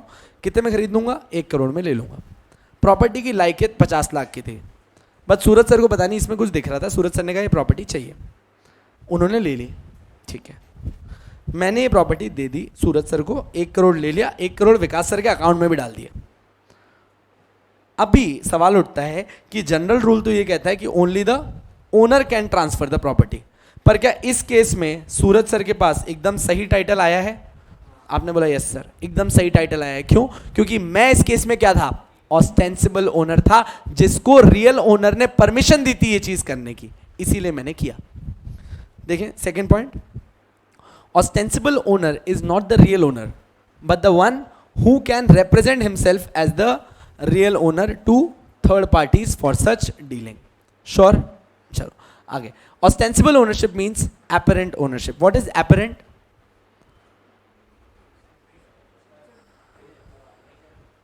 देख के लगता है कि आप ओनर हो. apparent is on the face. हाँ जी, agent is your ostensible seller. But एक एजेंट जनरल भी होता है, स्पेसिफिक भी होता है. An agent can be a general agent. Like for an example, Vikas sir ने यस अकेडमी के ऑफिस में सारे काम करने के लिए मेरे को एक जनरल एजेंट बना के रखा है. तो फीस कलेक्ट करना, आप लोग की रिसीट बनाना, आपको बुक्स इशू करना, ये मेरा काम है. सही है. एक दिन जाके मैं विकास सर का घर ही बेच आया. चलेगा क्या? आपने कहा नहीं बे, तू खाली जनरल एजेंट है, तो आप मेरे को ऑस्टेंसिबल ओनर नहीं बुला पा रहे. पर एक दिन विकास सर आए, बोले कि सुन, तू क्लास का काम तो करता ही है, ये पकड़ एग्रीमेंट. एग्रीमेंट में मैं लिख रहा हूं कि चिराग के पास मेरा घर बेचने का राइट है. अब मैं क्या बन गया? एजेंट तो था ही, पर इस एजेंट को कौन सा राइट मिल गया? Ostensible ownership. मतलब देख के लगता है कि ऑलमोस्ट मालिक है. समझ में आ गई बात? आ जाओ. Ostensible owner is not the real owner. It is not. He is a specific agent. He is not the real owner, but one who can represent himself as the real owner to third parties. Ostensible ownership means apparent ownership, which is derived from words or conduct. Sir ने मेरे को by words या कोई conduct से बोला था कि मैं ओनर हूँ. सर, ये what is by conduct?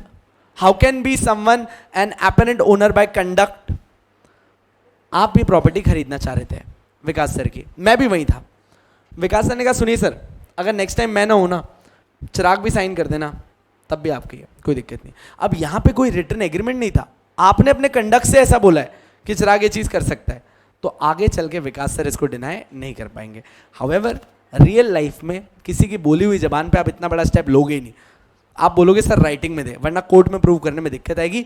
पर लॉ कहता है कि अगर तुमने कोर्ट ऑफ लॉ में प्रूव कर दिया किसी का बोला हुआ भी, तो वो भी वैलिड है। प्रूव करके दिखा दो, प्रूव कर पा रहे हो तो चल जाएगा, कंडक्ट से भी चल जाएगा। आ जाओ, कॉन्सेप्ट पे पहुंच गए थे अपन। Therefore, in this doctrine, a transfer can be made by a person even if he is not the real owner. Make sense? बस इसमें मेहनत खत्म है, खत्म हो गया। ये डॉक्ट्राइन एक एक्सेप्शन है to the rule that a person can not confer a better title than what he has. इस केस में जब विकास सर की प्रॉपर्टी में ट्रांसफर कर रहा था, विकास सर का टाइटल बेटर था कि मेरा? विकास सर, वो कभी भी मेरे को बोल सकते थे कि आज से तू मेरा एजेंट नहीं है, अभी तक उन्होंने बोला नहीं था, और मैंने ये प्रॉपर्टी आगे किसी को दे दी। सही, मैंने प्रॉपर्टी श्रुति को दे दी। चलो, क्या आज विकास सर श्रुति को आगे बोल सकते हैं मेरी प्रॉपर्टी वापस दे? आपने कहा भाई अब नहीं होगा, क्योंकि जिसको प्रॉपर्टी गई है ना, उसको चिराग से भी बेटर टाइटल मिला है, वो ओनर बन चुकी है इस प्रॉपर्टी की। अब तू रिवोक नहीं कर सकता, जबकि चिराग सिर्फ तेरा मुंह बोला ओनर था, पर ये बंदी ने कंसिडरेशन देखे, गुड फेथ में प्रॉपर्टी खरीदी है। क्वेश्चन खत्म है। तो मतलब कि मेरा टाइटल इतना अच्छा नहीं था, पर श्रुति का टाइटल मुझसे भी बेहतर है। मुझसे बेहतर क्या, उसका टाइटल विकास सर से भी बेटर है आज के टाइम पे। उससे विकास सर भी उसकी प्रॉपर्टी वापस नहीं मांग सकते। हाँ जी, क्यों विदाउट? कहा आपने दिया ना। विकास सर बाद में, ट्रांसफर के बाद, ट्रांसफर के पहले 10 जनवरी को उन्होंने मेरे को पावर दिया था कि तू प्रॉपर्टी बेचना। 11 जनवरी को उनको पता पड़ा कि उनकी प्रॉपर्टी में तेल है, ठीक है। उन्होंने मेरे को 11 रात को ही फोन कर दिया कि भाई तेरा पूरा अथॉरिटी खत्म, जला के फेंक देना, बेचना मत जमीन। श्रुति मेरी सगी छोटी बहन है। मैंने कहा सुन, जल्दी से पकड़ ये प्रॉपर्टी, रख ले तेरे पास, मेरे को ट्रांसफर कर 1 करोड़ रुपए, अपन देते हैं, कहानी खत्म कर। इसने दे दी 1 करोड़, मैंने भेज दिया। मैंने कहा सर बेटर टाइटल उसका बेटर है, मैं नहीं दूंगा। अब हम क्या करें? अब ऐसे केस में अगर विकास सर चाहें तो मेरा गला पकड़ सकते हैं कि भाई मैंने जब तेरे को रात को मना कर दिया, तब तूने क्यों ट्रांसफर किया आगे? उसको नहीं करना चाहिए था ना। और प्लस केस में ही दिख रहा है वो मेरी रियल सिस्टर है, मैंने उसको प्रॉपर्टी दी, जाहिर सी बात है कोई बेनिफिट ही लेना होगा इस प्रॉपर्टी से मेरे को, इसीलिए ये सब किया है। हाउएवर 10 तारीख को विकास सर ने मेरे को बोला है प्रॉपर्टी है। मैं श्रुति के पास आया, मैं बेटा अगर पैसे हो तो ले ले, इससे बढ़िया प्रॉपर्टी नहीं है। देव मानस रहता है यहाँ पे, ठीक है। इसके चरण मतलब यहाँ एक बार पड़ गए ना तो यहाँ तो सोना ही निकलेगा, ठीक। इसने ले ली वो प्रॉपर्टी। 11 तारीख को सर बोले कि वो प्रॉपर्टी उसको नहीं देनी, वापस ले। अब सर कुछ कर सकते हैं क्या? आपने कहा भाई अब कुछ नहीं कर सकता, ट्रांसफर हो गया, वो एकदम वैलिड ट्रांसफर है, उस बंदी ने गुड फेथ में लिए property. Sure, done, let's go head. देख लें, कंडीशन टू बी फुलफिल्ड, देख लो। ट्रांसफरर क्या होना चाहिए? Ostensible owner. क्यों ओनर नहीं हो सकता ट्रांसफरर? सर फिर तो नॉर्मल ट्रांसफर है ना। डॉक्ट्रिन ऑफ ऑस्टेंसिबल ओनर ही कब लगता है? जो ट्रांसफर कर रहा है वो क्या है? ऑस्टेंसिबल है। Second, he is ostensible owner by way of express और implied consent of the owner. आप ऑस्टेंसिबल कैसे बने? एक्सप्रेस या इंप्लाइड, सामने से आपको ये पावर दिया गया था, अपने आप नहीं बन रहे हो। थर्ड, ट्रांसफर इज फॉर, हाँ जी क्या ये वाला पॉइंट, इसका मतलब बता दो, मान जाऊंगा।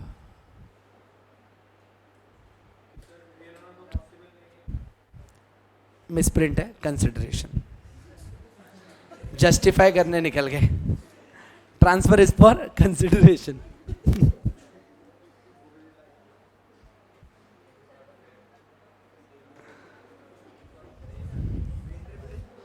कह रहा इंटरप्रिटेशन कर रहा था मैं। एंड लास्ट, ट्रांसफरी जिसको आपने फाइनली प्रॉपर्टी दी है has acted in good faith, taken reasonable care to ascertain that the transferor had the power to transfer. Shruti ने पहली बात ये गुड फेथ में ली है प्रॉपर्टी, एंड सेकंड उसने इसमें हर चीज चेक करके फिर प्रॉपर्टी ली थी, ऐसे ही नहीं अंधे विश्वास में ले ली। अच्छा अब है ना गुड फेथ, आपको कभी तो फाउंडेशन में गुड फेथ पढ़ाया होगा, वर्ड गुड फेथ पढ़ा है ना। गुड फेथ मेजॉरिटी टाइम्स गलत तरीके से पढ़ाया जाता है। चलो लेट्स टेक एन एग्जांपल, ठीक है। आप मुझे बताना कि ये इसमें आपको क्या लगता है। मेरे को एक पावर ऑफ अटर्नी मिली है जिसमें शाहरुख खान ने बोला है कि उसके सारे घर मकान मैं बेचूंगा, सब कुछ मैं करूंगा। मैंने पावर ऑफ अटर्नी आके इनको दिखाई, ये मान गई, इसने घर लिया, रवानी निकल गई। अब इस केस में आपने बोला कि मेरे को ये बताओ कि मैंने जब इसको ये प्रॉपर्टी ट्रांसफर की, यहाँ गुड फेथ है कि नहीं है? नहीं है। क्यों? शाहरुख खान इंसान नहीं है, वो पावर ऑफ अटर्नी नहीं दे सकता, मैं उसके एजेंट बनने लायक नहीं हूँ। मेरे को पता था ये बोलोगे। हाँ,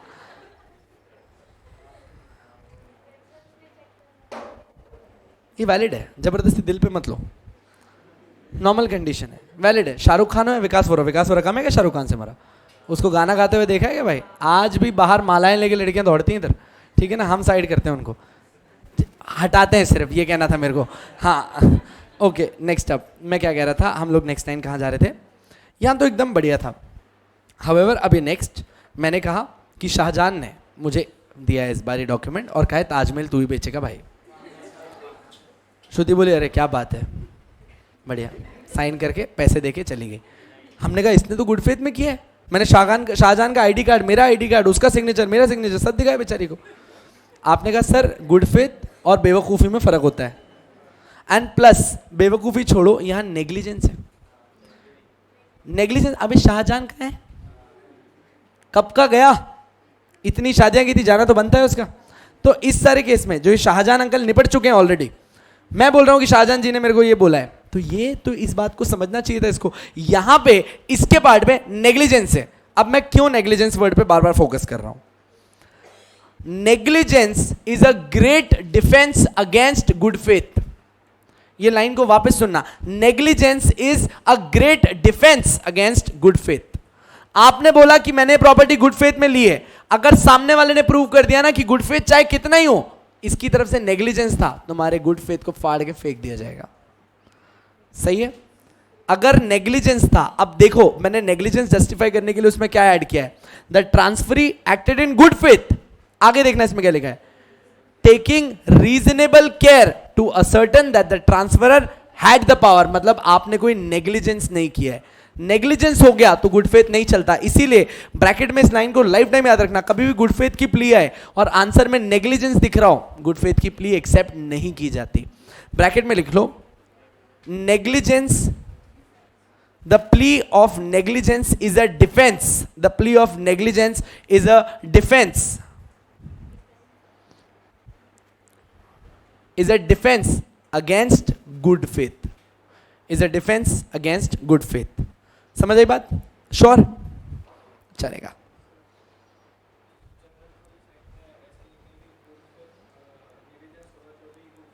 General Clauses Act applies when the clauses are not to be interpreted as per any other law, and last में general clauses आता है। So if there is nothing stated, we go to general clause। However, every law states in their law कि negligence amounts to this. जैसे कि mens rea में, अच्छा एक बात बताना, मेंसरिया का मतलब क्या होता है? आप सबने मेंसरिया पढ़ा?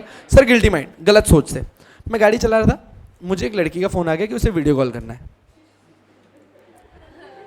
मैं गाड़ी चला रहा था, I hope you realise this, ठीक है? अच्छा, वीडियो कॉल पे बात करनी है, ठीक है? मैंने फ़ोन उठाया, बात कर रहा था, मैं कहा गाड़ी भी चला लेता हूँ, बात भी कर लूँगा, भाई तो है ड्राइवर। चलते चलते सामने से दो बुढ़ी औरतें जा रही थी, थोड़ी देर बाद वो बम्पर पे मेरे साथ आ रही थी। गोज फाइन, ठीक है। अच्छा, आगे चल के गिर गई, उन्हें थोड़ी सी चोट आई, सही, हाँ थोड़े से। बुढ़ियाँ पहलवान थी, ऐसी कोई दिक्कत नहीं थी, बच गई दोनों की दोनों। दोनों ने मेरे पे केस लगा दिया, दोनों ने मेरे पे केस लगा दिया। मैं कहा सर इसमें आप मेरे को पनिश कर ही नहीं सकते हो, मेरी तरफ कोई गिल्टी माइंड थोड़ी था, बुढ़ियाँ छेड़ूंगा रास्ते में एक बार के लिए। कोर्ट ने कहा हाँ बात तो सही है, पर क्या फिर भी मेरे को पनिशमेंट मिलेगी? क्यों मिल रही है? Negligence plus recklessness. अगर नेग्लिजेंस आप लोग को, अच्छा याद रखना, मेंसरिया इंक्लूड्स नेग्लिजेंस। सर कहाँ लिखा है mens rea includes negligence? Salman Khan ji ने आपके सामने केस बनाया पूरा, रात को पी पुआ के नेग्लिजेंस में गाड़ी चढ़े, उनके भिखारी से लड़ाई थोड़ी थी, कौन सा वो एक्टिंग करते हैं, ठीक है? वो गलती से गाड़ी चढ़ गई, पर उनको आईपीसी के अंदर सजा देने के लिए अपन कोर्ट के सामने लेके गए। इस पूरी पिक्चर में सलमान जी ये भी तो कह सकते थे कि मैं ड्रंक था, ध्यान नहीं पड़ा, गलती से चढ़ गया, sorry, negligence. Exactly negligence, that's amount to negligence also amounts to mens rea. तो नेग्लिजेंस एक बहुत बड़ा डिफेंस होता है कोई भी अच्छी चीज के अगेंस्ट जाने के लिए। आप चाहे कुछ भी बोल लो, नेग्लिजेंस कट करता है उसको। श्योर है? एग्जाम्पल चलेगा? एग्जाम्पल में एग्जाम्पल तो लोगे ना, बस खत्म खत्म। एग्जाम्पल ये वो एक है, A made a gift to property to B. अच्छा ठीक है, एक एग्जाम्पल मैं समझा रहा हूं, बस एक तुम समझा देना। ए मेड अ गिफ्ट, अच्छा ठीक है, अच्छा सुनो सुनो, ये खाली खत्म कर ले एंड वी स्टॉप। चलो ठीक है, चलो वोट ऑफ पोल ले लेते हैं, कितने लोग चाहते हैं खाली एग्जाम्पल पढ़ा दूं मैं वो। चलो, A made a gift of property to B, ठीक है। A made a gift of property to B, A ने प्रॉपर्टी दी बी को। अरे सुनो एक सेकंड, प्रोविजन नहीं है, ऊपर पढ़ तो लो क्या लिखा है। सालों क्या बद्दुआ दिए।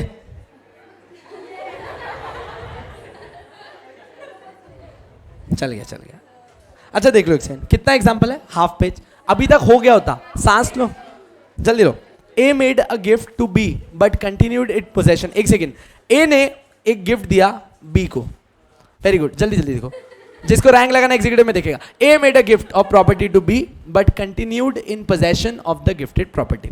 मैंने मेरी एक प्रॉपर्टी थी, मैंने मेरे भाई को दे दी। मैं कहा सर ये आपकी है, आपके पास ही रखना, बस अभी मुझे यहाँ रहने दो, जब आपको यहाँ शिफ्ट होना होता है ना मैं बेदखल हो जाऊंगा। Sure? So A made a gift of property to B but continued in possession of the property. He purported to exercise a power of revocation. एक सेकेंड, इस लाइन का मतलब समझना। ए ने ये प्रॉपर्टी बी को दी, बस वो वहां रह रहा है, एक दिन बोलता है मैं गिफ्ट नहीं दे रहा, वापस चाहिए। क्या वो ऐसा कर सकता है?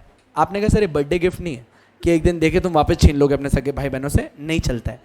इस केस में जो आपने गिफ्ट दिया है ये अनकंडीशनल गिफ्ट है, एक बार दे दिया दे दिया।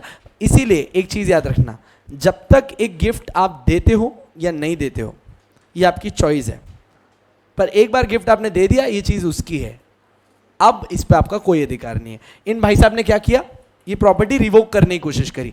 अब रिवोक करने के लिए देखो चचा ने क्या किया है, and then transfer the property to the defendant. ये प्रॉपर्टी किसी और को ही दे दी। अब बात समझना, डिफेंडेंट क्यों बोला है समझना। A is the current owner of the property, जिसने गिफ्ट कर दिया किसको, बी को। अच्छा एक सेकेंड, जो गिफ्ट देता है उसको इंग्लिश में क्या बोलते हैं, गिफ्टर। वेरी गुड साले,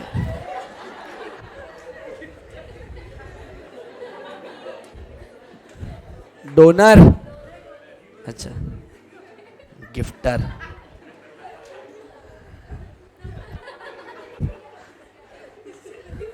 हो गया क्या? तुमने बहुत लिटरली ले लिया कि जो देता है उसके पीछे आर लगाना है। चलिए आते हैं एक सेकेंड। हाँ भाई आ जाओ वापस। अब ओए चुप चुप चुप चुप चुप। ए इज द डोनर, बी कौन है, डोनी। मेरे को भुला ही दिया कि यार क्या करना था, गिफ्टर गिफ्टी, साले गंवार। Donor donee. कबाड़ी तू क्या तालियां दे रही है, बड़ी प्राउड फील कर रही है। डोनर डोनी, और यहां पे भी एक सी बंदा है। अच्छा सी का कोई रिश्ता भी नहीं है इसमें। प्रॉपर्टी किसकी थी, ए की, उसने प्रॉपर्टी किसको दे दी, बी को, पर पोजेशन अभी भी किसके पास है, ए के पास ही है। ए ने क्या किया, ये प्रॉपर्टी किसको दे दी, सी को दे दी। हमने कहा ठीक है। अच्छा पर जब ए ये प्रॉपर्टी सी को दे रहा था तब उस टाइम इस प्रॉपर्टी का रियल ओनर था कौन, बी था। तो बी जाहिर सी बात है केस करने वाला है। बी किसके खिलाफ केस करेगा, सी के खिलाफ, कि मेरी प्रॉपर्टी वापस दे। बी ने केस किया, बी प्रोसिक्यूशन बन गया, जिसके खिलाफ केस किया वो बन गया डिफेंडेंट। इसीलिए बात समझो, that and then transfer the property to the defendant. अपन ने यहाँ पे डिफेंडेंट वर्ड क्यों यूज किया, क्योंकि जिसके पास ये प्रॉपर्टी गई है उसका रियल ओनर केस करने वाला है कि भाई प्रॉपर्टी मेरे को वापस दे। यहां तक सब साथ में हो, श्योर? ठीक है। सो सी डिफेंडेंट है, A donor, B donee. Donee अभी रियल ओनर था प्रॉपर्टी का, पोजेशन किसके पास था, ए के पास था। The gift however was not revocable, recoverable नहीं हुए गंवार।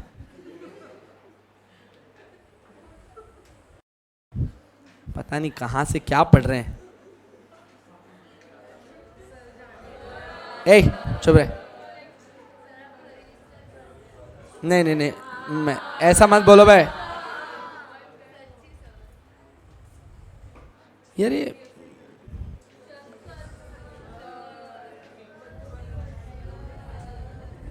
क्या हो रहा है भाई इसको?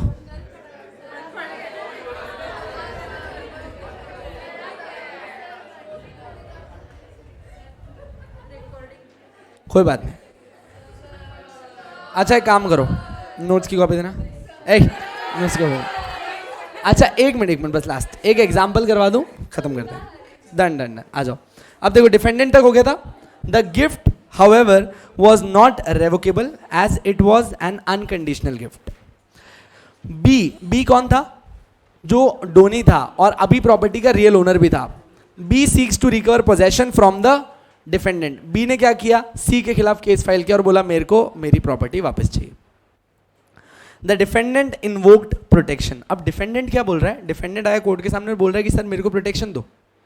प्रोटेक्शन किस बात का? तो देखना, प्रोटेक्शन अंडर सेक्शन 41। पीछे जाके देखो सेक्शन 41 किस चीज का है? सर जो डॉक्ट्राइन हम पढ़ रहे हैं, डॉक्ट्राइन ऑफ, ठीक है। अब ये कह रहा है कि सर मेरे को तो प्रोटेक्शन चाहिए होल्डिंग आउट का। क्यों चाहिए भाई मेरे को होल्डिंग आउट का प्रोटेक्शन? क्योंकि सामने वाले ने मेरे सामने एक ऑस्टेंसिबल ओनर की तरह आया और बोला कि हमको बोला गया है, तो मैंने मान लिया। अच्छा आप बताओ, इस केस में बी को प्रॉपर्टी उसके पास मिलेगी या नहीं मिलेगी? कितने लोग बोलते हैं हाँ सर मिलेगी? अच्छा एक सेकेंड, मैं वापस बोल देता हूं। जिनको इसमें डाउट हो कि क्वेश्चन के बाद में बोलना ओ ऐसा, ये मत करना। हाँ चल गई, आजा। Very good. अरे यार ये आगे भी नहीं आ रहा यार। यस, एक बार इधर देख लो। ए प्रॉपर्टी का पहले ओनर था, एक्स था। तुमको इसमें बहुत मजा आ रहा है सालो। बी करंट है, सही है। एक्स खाली उस प्रॉपर्टी को एंजॉय कर रहा था। यहां तक सब साथ है? Everyone agrees? यस, वाह, इसमें बड़ा इंटरेस्ट आ रहा है तुम सब लोगों को। ठीक है, ए एक्स था, बी करंट है। एक्स ने बिना पूछे, अच्छा पूछ के एंजॉयमेंट ले रहा था प्रॉपर्टी के, अरे हाँ ना, पर बिना पूछे ये प्रॉपर्टी ट्रांसफर कर दी सी को, सही है। भाई बी बोलने आया है कि ये गलत हुआ है, मुझे मेरी प्रॉपर्टी वापस चाहिए। पर सी का कहना है कि सर मैं प्रॉपर्टी वापस नहीं दूंगा, आप सेक्शन 41 के अंदर जाके देख लो, मेरे लिए तो ए एक ऑस्टेंसिबल ओनर है। लॉ में आप ऑस्टेंसिबल ओनर कब बनते हो? जब बी ने आपको एक्सप्रेसली बोला हो कि भाई तू ओनर है, ठीक है।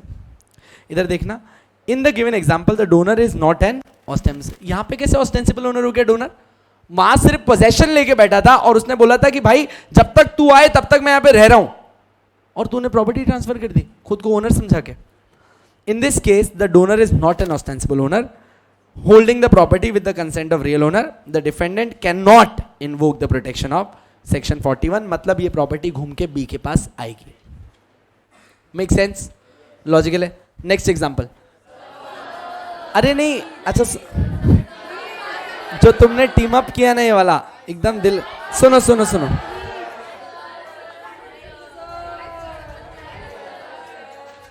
ठीक है ठीक है, ये बस लास्ट एग्जांपल और निकलो। अच्छा ठीक है ठीक है ठीक है ठीक है ठीक है। लेक्चर में बैठने के लिए बहुत बहुत धन्यवाद। कल फिर से मिलना होगा। जय हिंद, जय महाराष्ट्र।